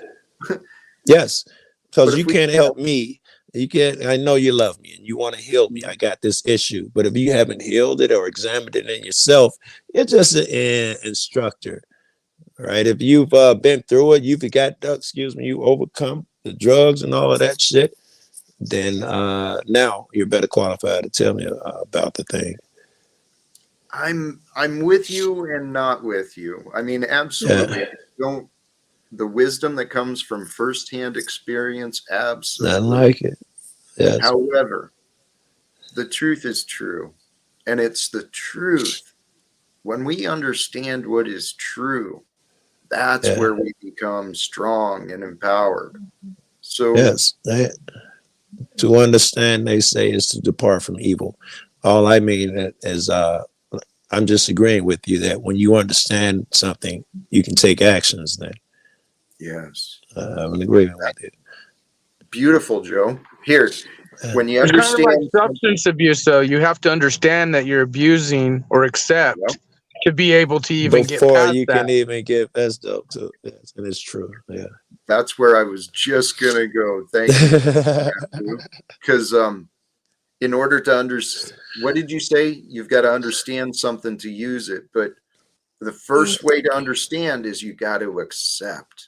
Until we accept something, and that's what, accepting there's an addiction, accepting that there is a pattern, accepting maybe we've lost control. Yes, accepting, that I do get angry or depressed or whatever it is, accept that, and then you got a shot at overcoming. Yeah, but the truth is true, Jack Talcott. Hey, you know what? It's simple and true. It could go both ways, though, too, because you could see the people who accept failure, the failure to thrive status, and they accept what is given instead of trying to accept change, so to speak, or because acceptance could be a two-way coin, two-edged sword, so to speak. Can you accept goodness, or can you accept change for better, or do you accept being in the pit? Snafu, thank you. You're absolutely right. That acceptance thing can be an acceptance of tricky. well, I guess this is just how the world is. So I've just got to Yes, suffer and I've just got to be this way. I can't do nothing about it. They're too powerful or whatever. They're too What big would it matter if I say anything? Yeah, that type of or stuff. not. Yeah, would it So, really matter if I say anything? It wouldn't change anything. Yeah. well, so thank you, though. It brings us back to what Joe was saying. The whole idea of accepting it is to understand it. And we don't want to understand it I mean, once we understand it, then we can start looking for. Now that I see this, I accept this, I'm understanding it more. Now, what do I do with it? Kind of comes back to even what Lindsay was dealing with, dealing with the loss versus the change and what is. Once we accept what is, then we can get some footing again. Not only that, what is becomes a gift. Yes. What is, other people will see it as shitty, and when your mind is right, it it's a gift. They're wrong for thinking this is shitty. Oh my God, it's cold here. Whatever the fuck they're complaining about, they are wrong. This is your gift, whether it's the company you're keeping right now, the lesson you were supposed to learn, whether it's toughening you up, your moment of joy, perplexity, intrigue, whatever it is, it's a gift. And it's probably something you need. Like when you need correction and shit, all right, I'm talking too much. I'm high. Well, I know what I'm thinking. I just don't know what I'm saying. I know. I'll bring it back to where I think it's going. We see these patterns, and life will bring us these patterns and lessons until we learn, until we outgrow, and we will. Every one of our lives are going to be different. It's going to bring. We're going to have. What's that? They say a lesson is repeated until learned, and they say you can't leave this place until you learn your lessons, even to the point of reincarnation. Stand here. Some call it hell because it's a graduation school. And if you don't learn these lessons, they will be repeated until you do. I believe it. I really do. What's up? Yeah, welcome. What's going on? Good to see y'all this evening. Same. You as well, brother. The patterns of the lessons, I tell you what, though, once we do recognize that, okay, this keeps coming up in my life. I keep putting my foot in my mouth. I keep throwing the same tantrum. I keep making the same mistakes. I'm going to change, right? Right. Once we identify that pattern, we make a game plan, how we're going to interrupt it, what we're going to do different. Yeah. Once we do different, man, it feels good. it changes shit. You alter it. If you keep doing the same thing, you'll get the same thing. So until you find the courage or the knowledge and understanding that you need to step out over here and do something different, you'll see its effects down the line. You'll be perceived differently. Right, you'll be the same cat, feel like you're the same cat, and suddenly Jack will use you as an example. You have some hobby, whatever, and you're out the house every day. You barely got changed. Suddenly, you're the same Jack, but we see you differently because you did something differently. You're perceived differently. Yeah, it will have an effect when you do and change. It's not only the changes that others will see. It's really the change from within. Because sometimes the smallest thing, what you just said, Joe, about being empowered with the wisdom and the courage, finally mustering the courage or finally gathering the right words together to stand up for yourself or to interrupt a habit or something. Yes. Once we do that, it feels so good. That's where I say ego, anger, all these things that we always seem to carry, they always seem to carry negative connotations. They are tools because that is the instance when the fear rises up, I insert anger, right? Ego, When I'm challenged, I'll insert ego as a tool to make sure I go out the house. Fuck that. He ain't gonna get the best of me. I'll throw that ego out there if it gets me out the door. It's It a can be a tool. motivator. Yeah. It can be. You back? Yeah. Excuse me, guys. Hey, bless you. He's got better people to deal with. Hey, he's got a good point though, Jack, because that ego, that can be inspiration just to, if we get sidetracked on what we might be doing in our journey, pull that ego card out just to recollect the thoughts, a lot of things you could do with that. It's the prideful thing, you see? Yes, the prideful thing, though, can bring us. I mean, there's ups and downs to all of this. There really is. And learning when it's right, when is it appropriate to use our pride and our ego to do something and when it's not. Although in those examples, especially if I brought up like addiction, for if you can bring your pride, your pride, your self-respect, your ego into the picture and say, no, enough is enough.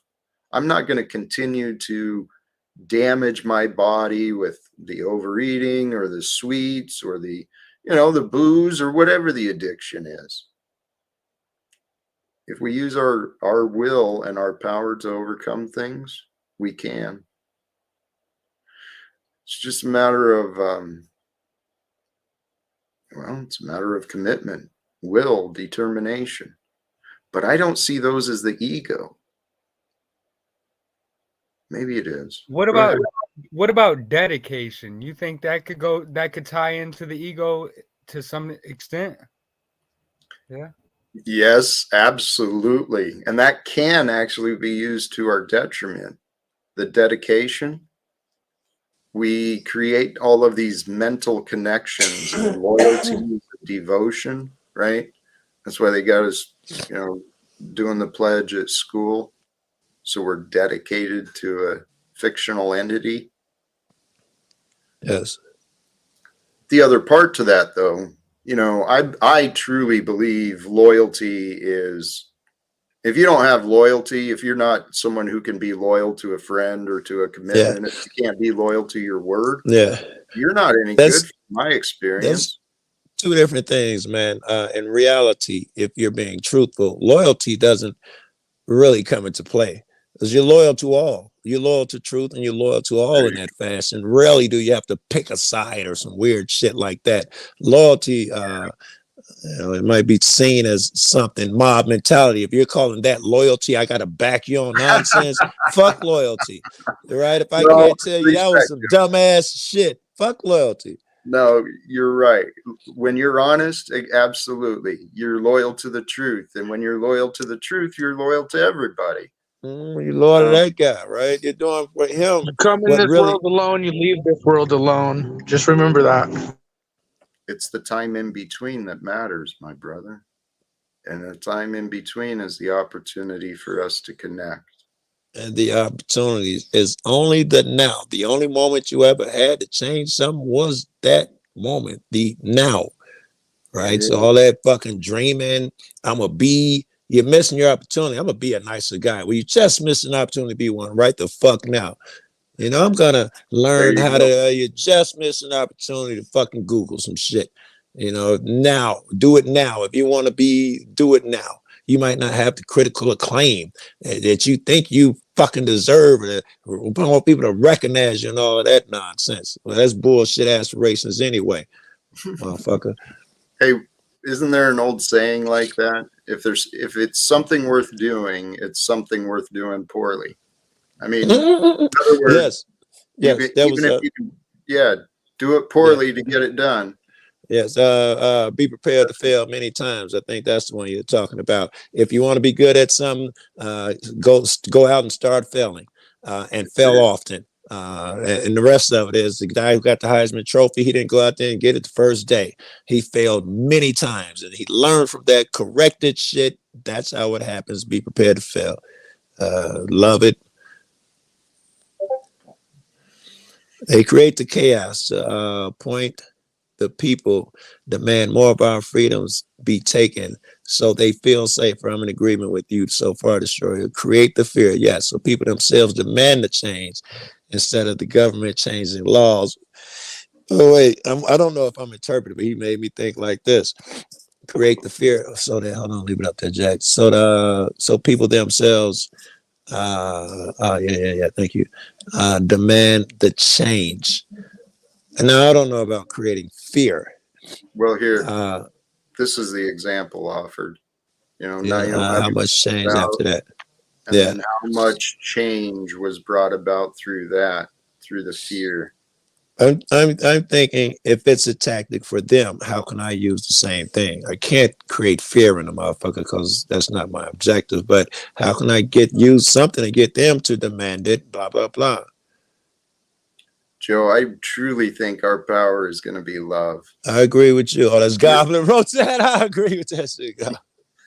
Where the answer is love. What do we want? Right? Fear is going to tell us what we don't want. So we've got the oppositional force trying to present the image of what we don't want, because they know that we will go after what we want, rather than having them tell us, whoever they are, whoever they is outside of you in your own personal life, your own personal relationships. Right on. I dig.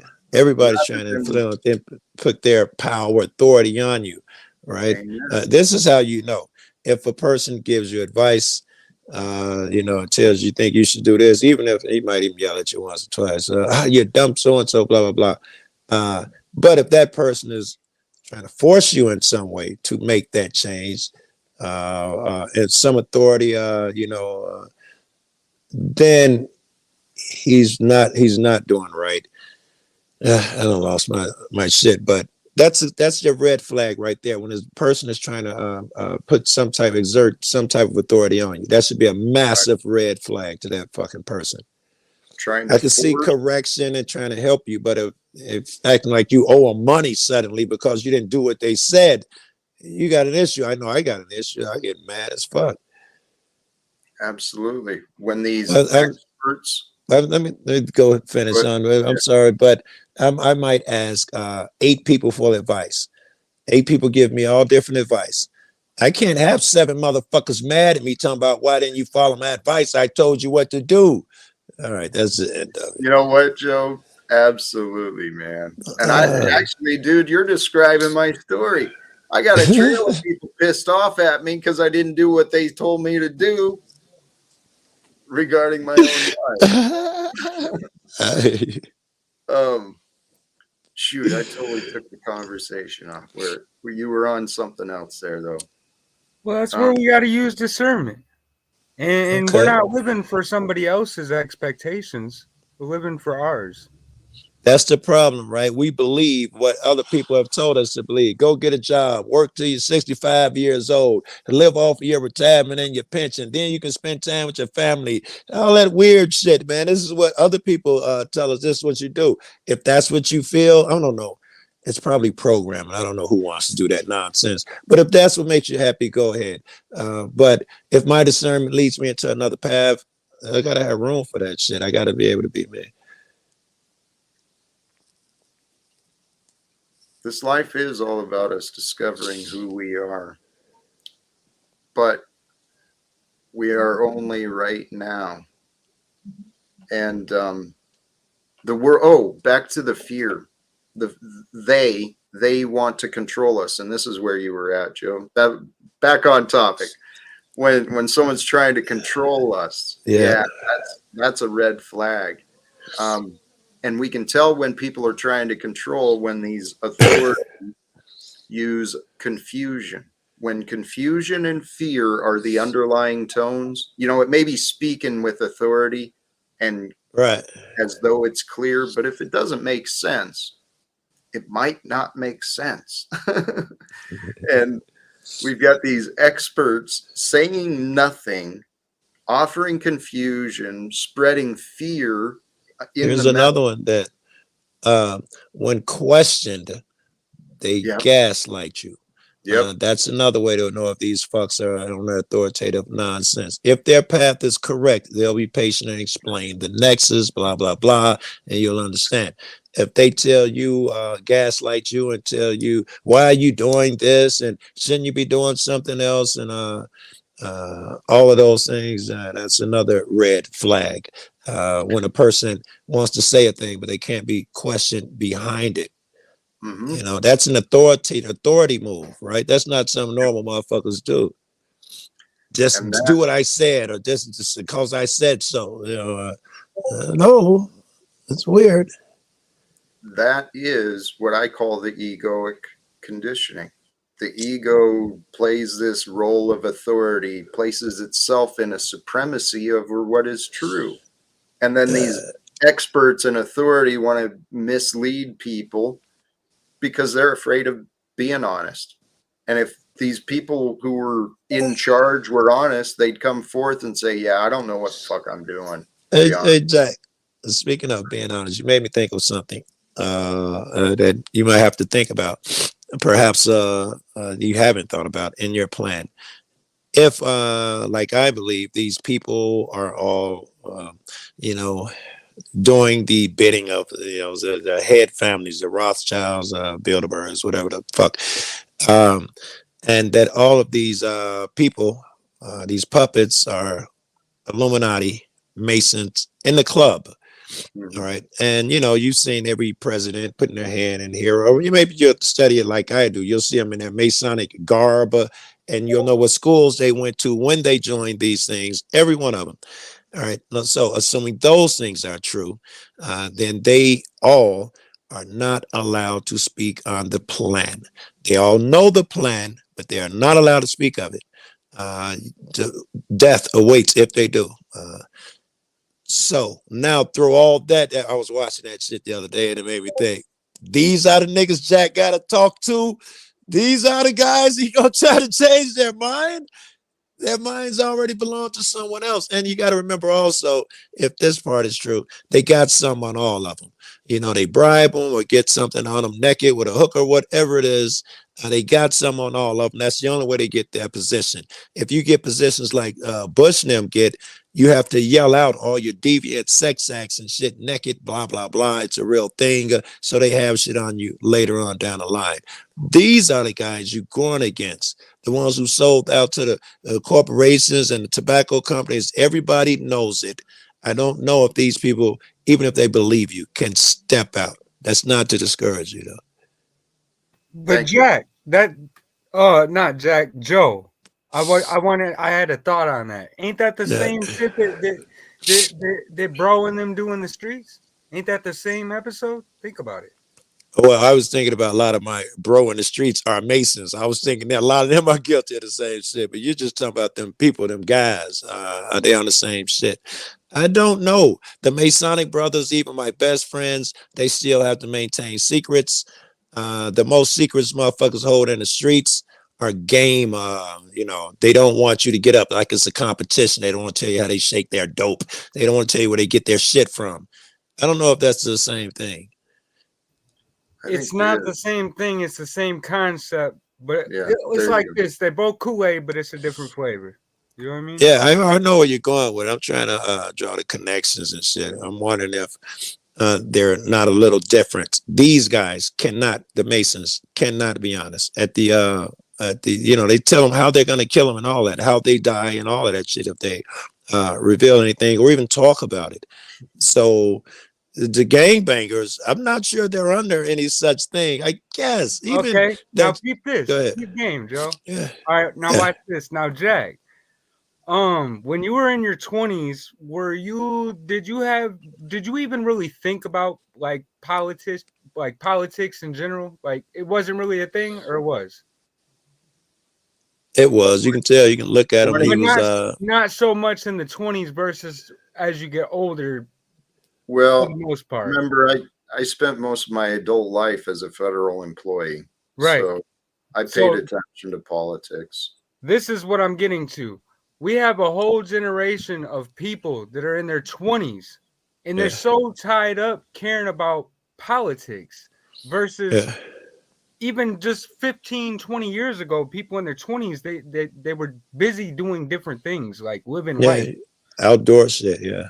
So I'm seeing in conscience, even with people, everyone on a different level. You already know. Go ahead. I'm sorry. I can go a little further. No. I'll go a little further with that. These same unconscious motherfuckers that are wasting their time on politics. These young people we're talking about, they also find time to talk about someone else who's not even, they're not transgender, but they can spend a lot of time considering the shit about that. And what would they do? They don't even have a kid.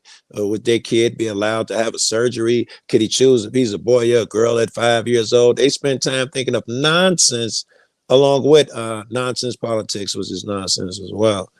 They're doomed. Fucking, they got TikTok and fucking good YouTube shorts. They're doomed. Joe, it's conditioned distractions. You're bread and circles, right. yeah. But this is the children, the youth are not to be blamed. I mean, they're learning from their parents, from the adults in their houses and in their communities, the schools. You ever saw these TikToks and YouTubes where they go out and they just ask kids on the street, name 3 countries? Really simple questions. Who was the first president? They're really simple shit. They have no fucking idea nowadays. Well, Joe, this is the world we're living in. It's been profitable to zombify the masses. And it still is. It's very profitable. Yeah, it is. So this is this is the point we're at. We've got people who have literally been.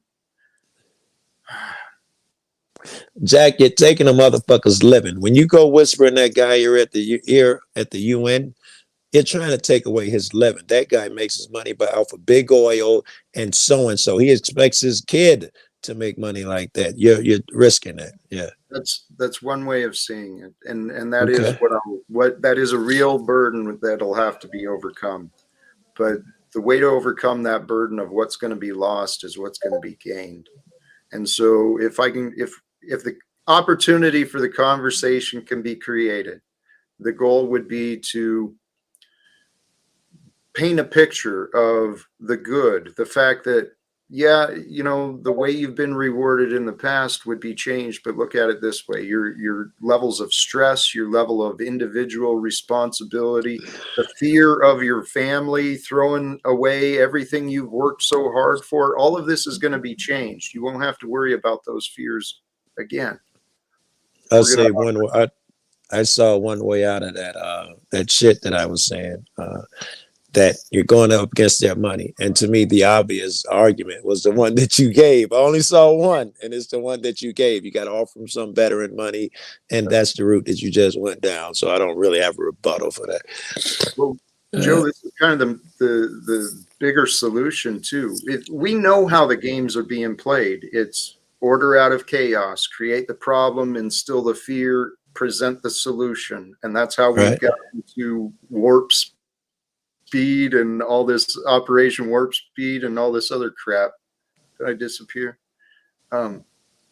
The way to move people is to convince them what they want. That's the whole Bernays, what's his name? Bernays, the propaganda guy. Convincing people what they want. Do either of y'all hear that?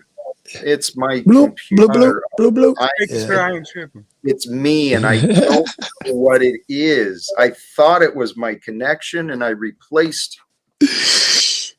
It's not that app either. It's not Discord. It's my setup. It does sound like messages or something coming in. I know. You on a laptop? I am on a laptop. Okay, so if you check and you got your charger plugged up, just see it. Does it say solid connection? Yep.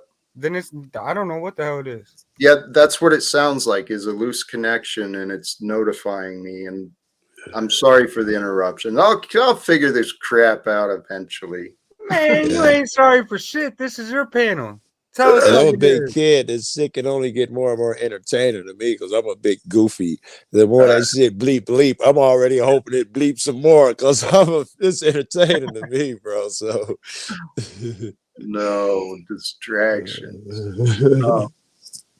Hey, oh, but the idea, all of us, anyone listening here or later, if you can allow yourself to consider, spend time like a kid, seriously, dreaming. What do I want? What is it my heart is really wanting me to experience? Not things or, well, it may be things or places or people, but spending time in the heart and asking your heart, what do I want? When we're That in a place of, go ahead, Joe. that travel shit. If you're confused, that's still good advice. And Yeah, travel changes you, bro. You'll find out. It'll help you on the right path. Yeah, travel does change you. It it does. really, there It's the is, opposite of YouTube. YouTube, you can say what you want and act weird because there's not that physical so and so. Travel puts you on the opposite, puts you on your heels. You must be courteous, charming, your best self, your better self if you want to get things done or whatever the fuck. It is the opposite of YouTube. If it YouTube is. stifles you, travel will grow you. Yep, it does, huh? I don't know. I'm gonna find my growth eventually. Hey, Goblin, thanks for dropping some of these. These are wonderful. And I'm a big fan of Marianne Williamson. I don't know about her candidacy, but um, she's running for president again too, I think. I've never heard of her. Is she Democrat or Republican? I believe she's registered as Democrat. Oh Um, man, them lefties don't know what they talking about. Them woke leftists, man. I would never vote for them. Actually, before she got involved with politics, or maybe it was because of politics. I don't know. I had an association, a memory of her associated with A Course in Miracles. You come across The Course in Miracles yet, by chance? No. That is another fascinating thing. If I knew it more, I'd maybe talk about it some point, but it's a book called A Course in Miracles. Came about in the 70s, I think. Yeah. A couple that were psychologists, something. They were in the field of mind. They were partners or a couple.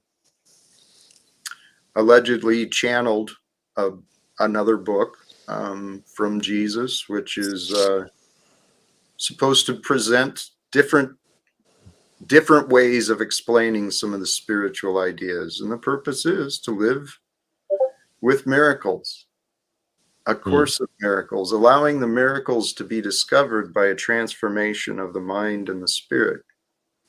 And anyway, What is a miracle though? I can't even tell, man. It looks like I don't even know what a miracle looks like.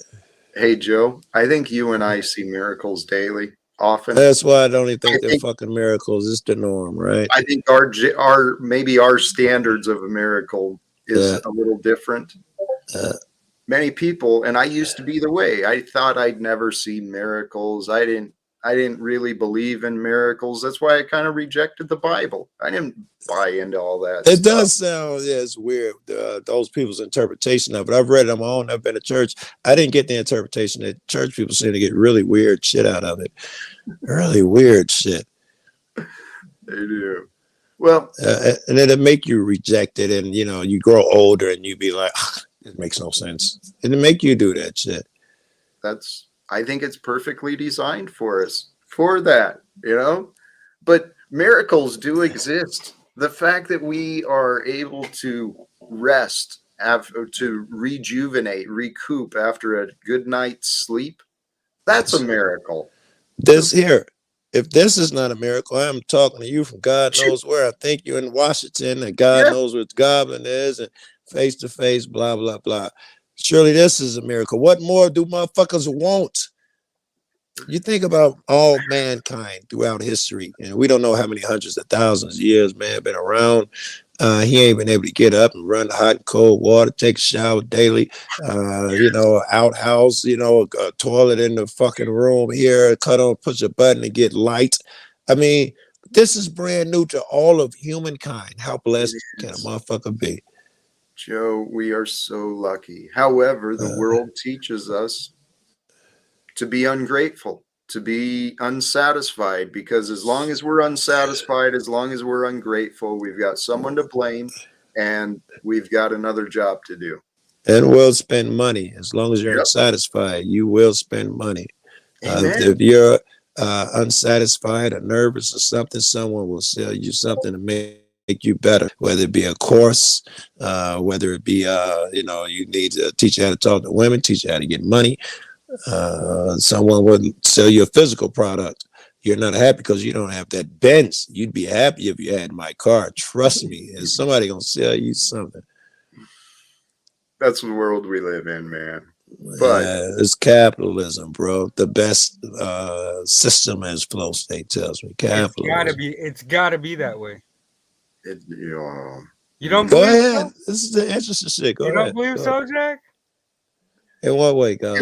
it was intended to be this way until this lifetime. I believe in this generation. I could concur with that.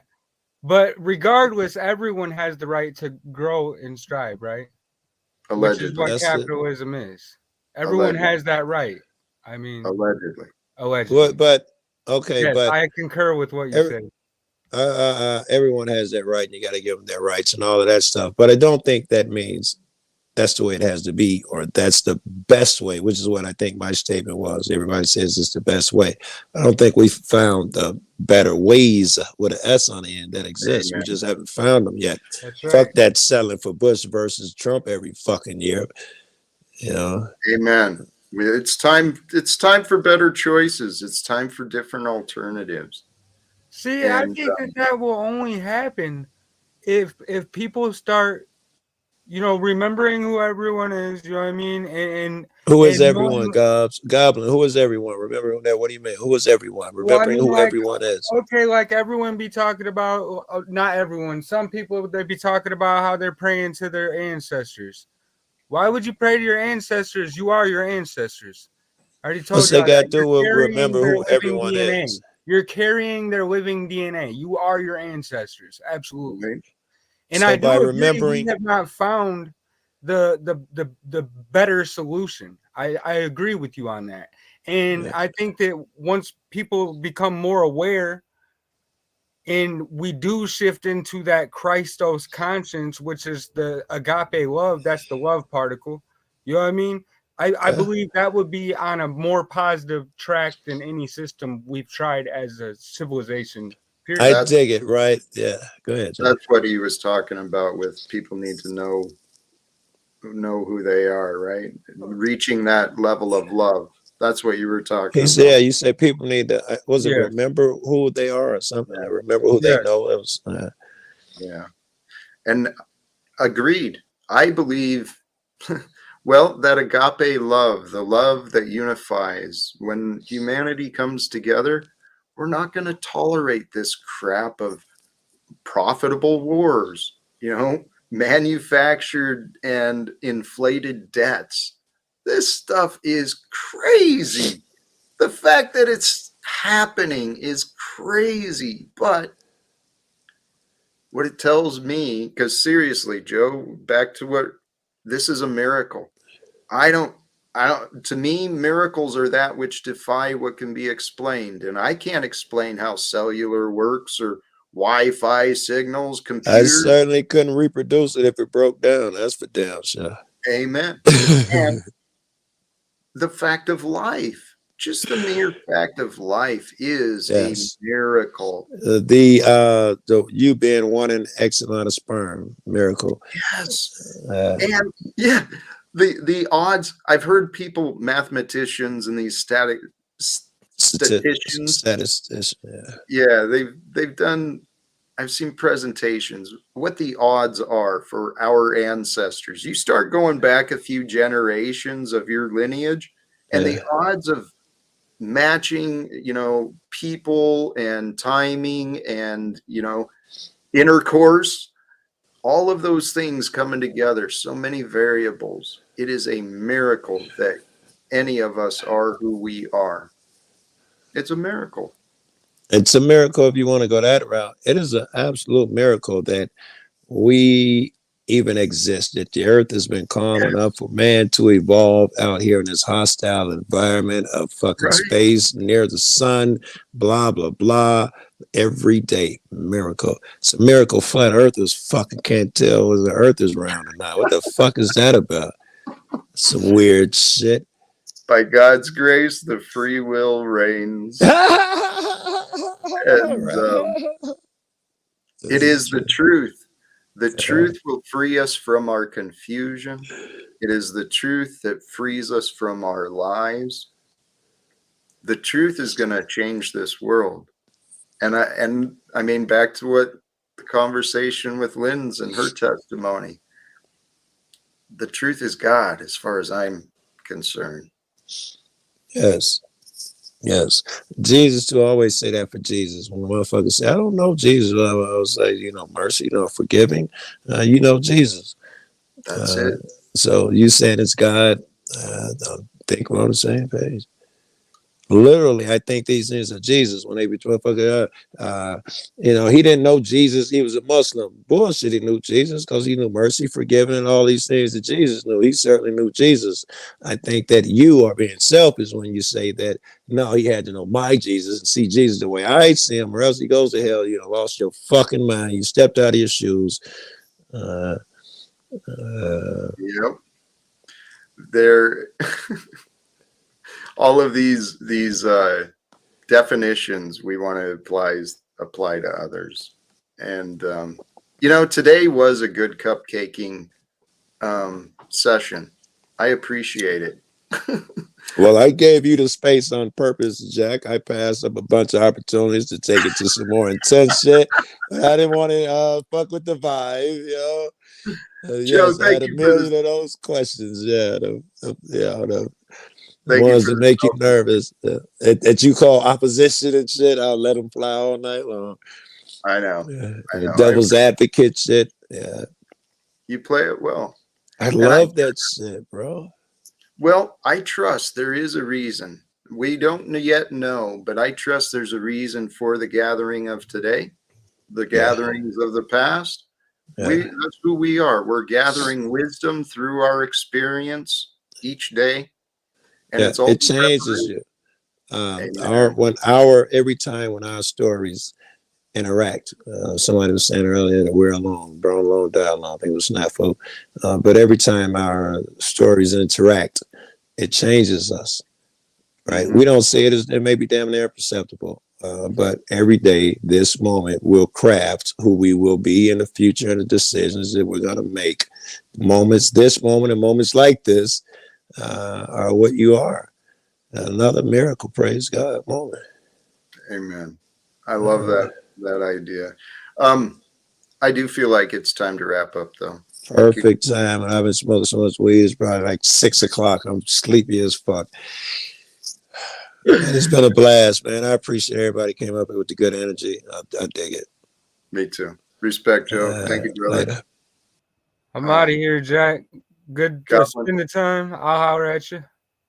Blessings. Thank you. Appreciate you clicking the link, joining up, and appreciate the wisdom you're dropping and offering in the chat as well. Blessings. All right. Brothers and sisters, thank you again, all who joined in. For those who were paying attention, I took a break, took a day off yesterday. I do still have ideas to come forth with different energy and a different pattern, perhaps, at some point. But for now, even today, it was a later in the day stream. Things are happening and life is happening. And today, brothers and sisters, if you can open up to possibilities at whatever, allow a reason for the day to be special. Make something up. I mean, today, 12/12, that's an interesting synchronicity. 12/12 could be something of meaning. There's also a new moon today. I think it's Tuesday. Oh, that's right. It's Talcott Tuesday, man. That's a reason to celebrate. That's what I told myself today. Brothers and sisters, thank you again for joining. If anything, please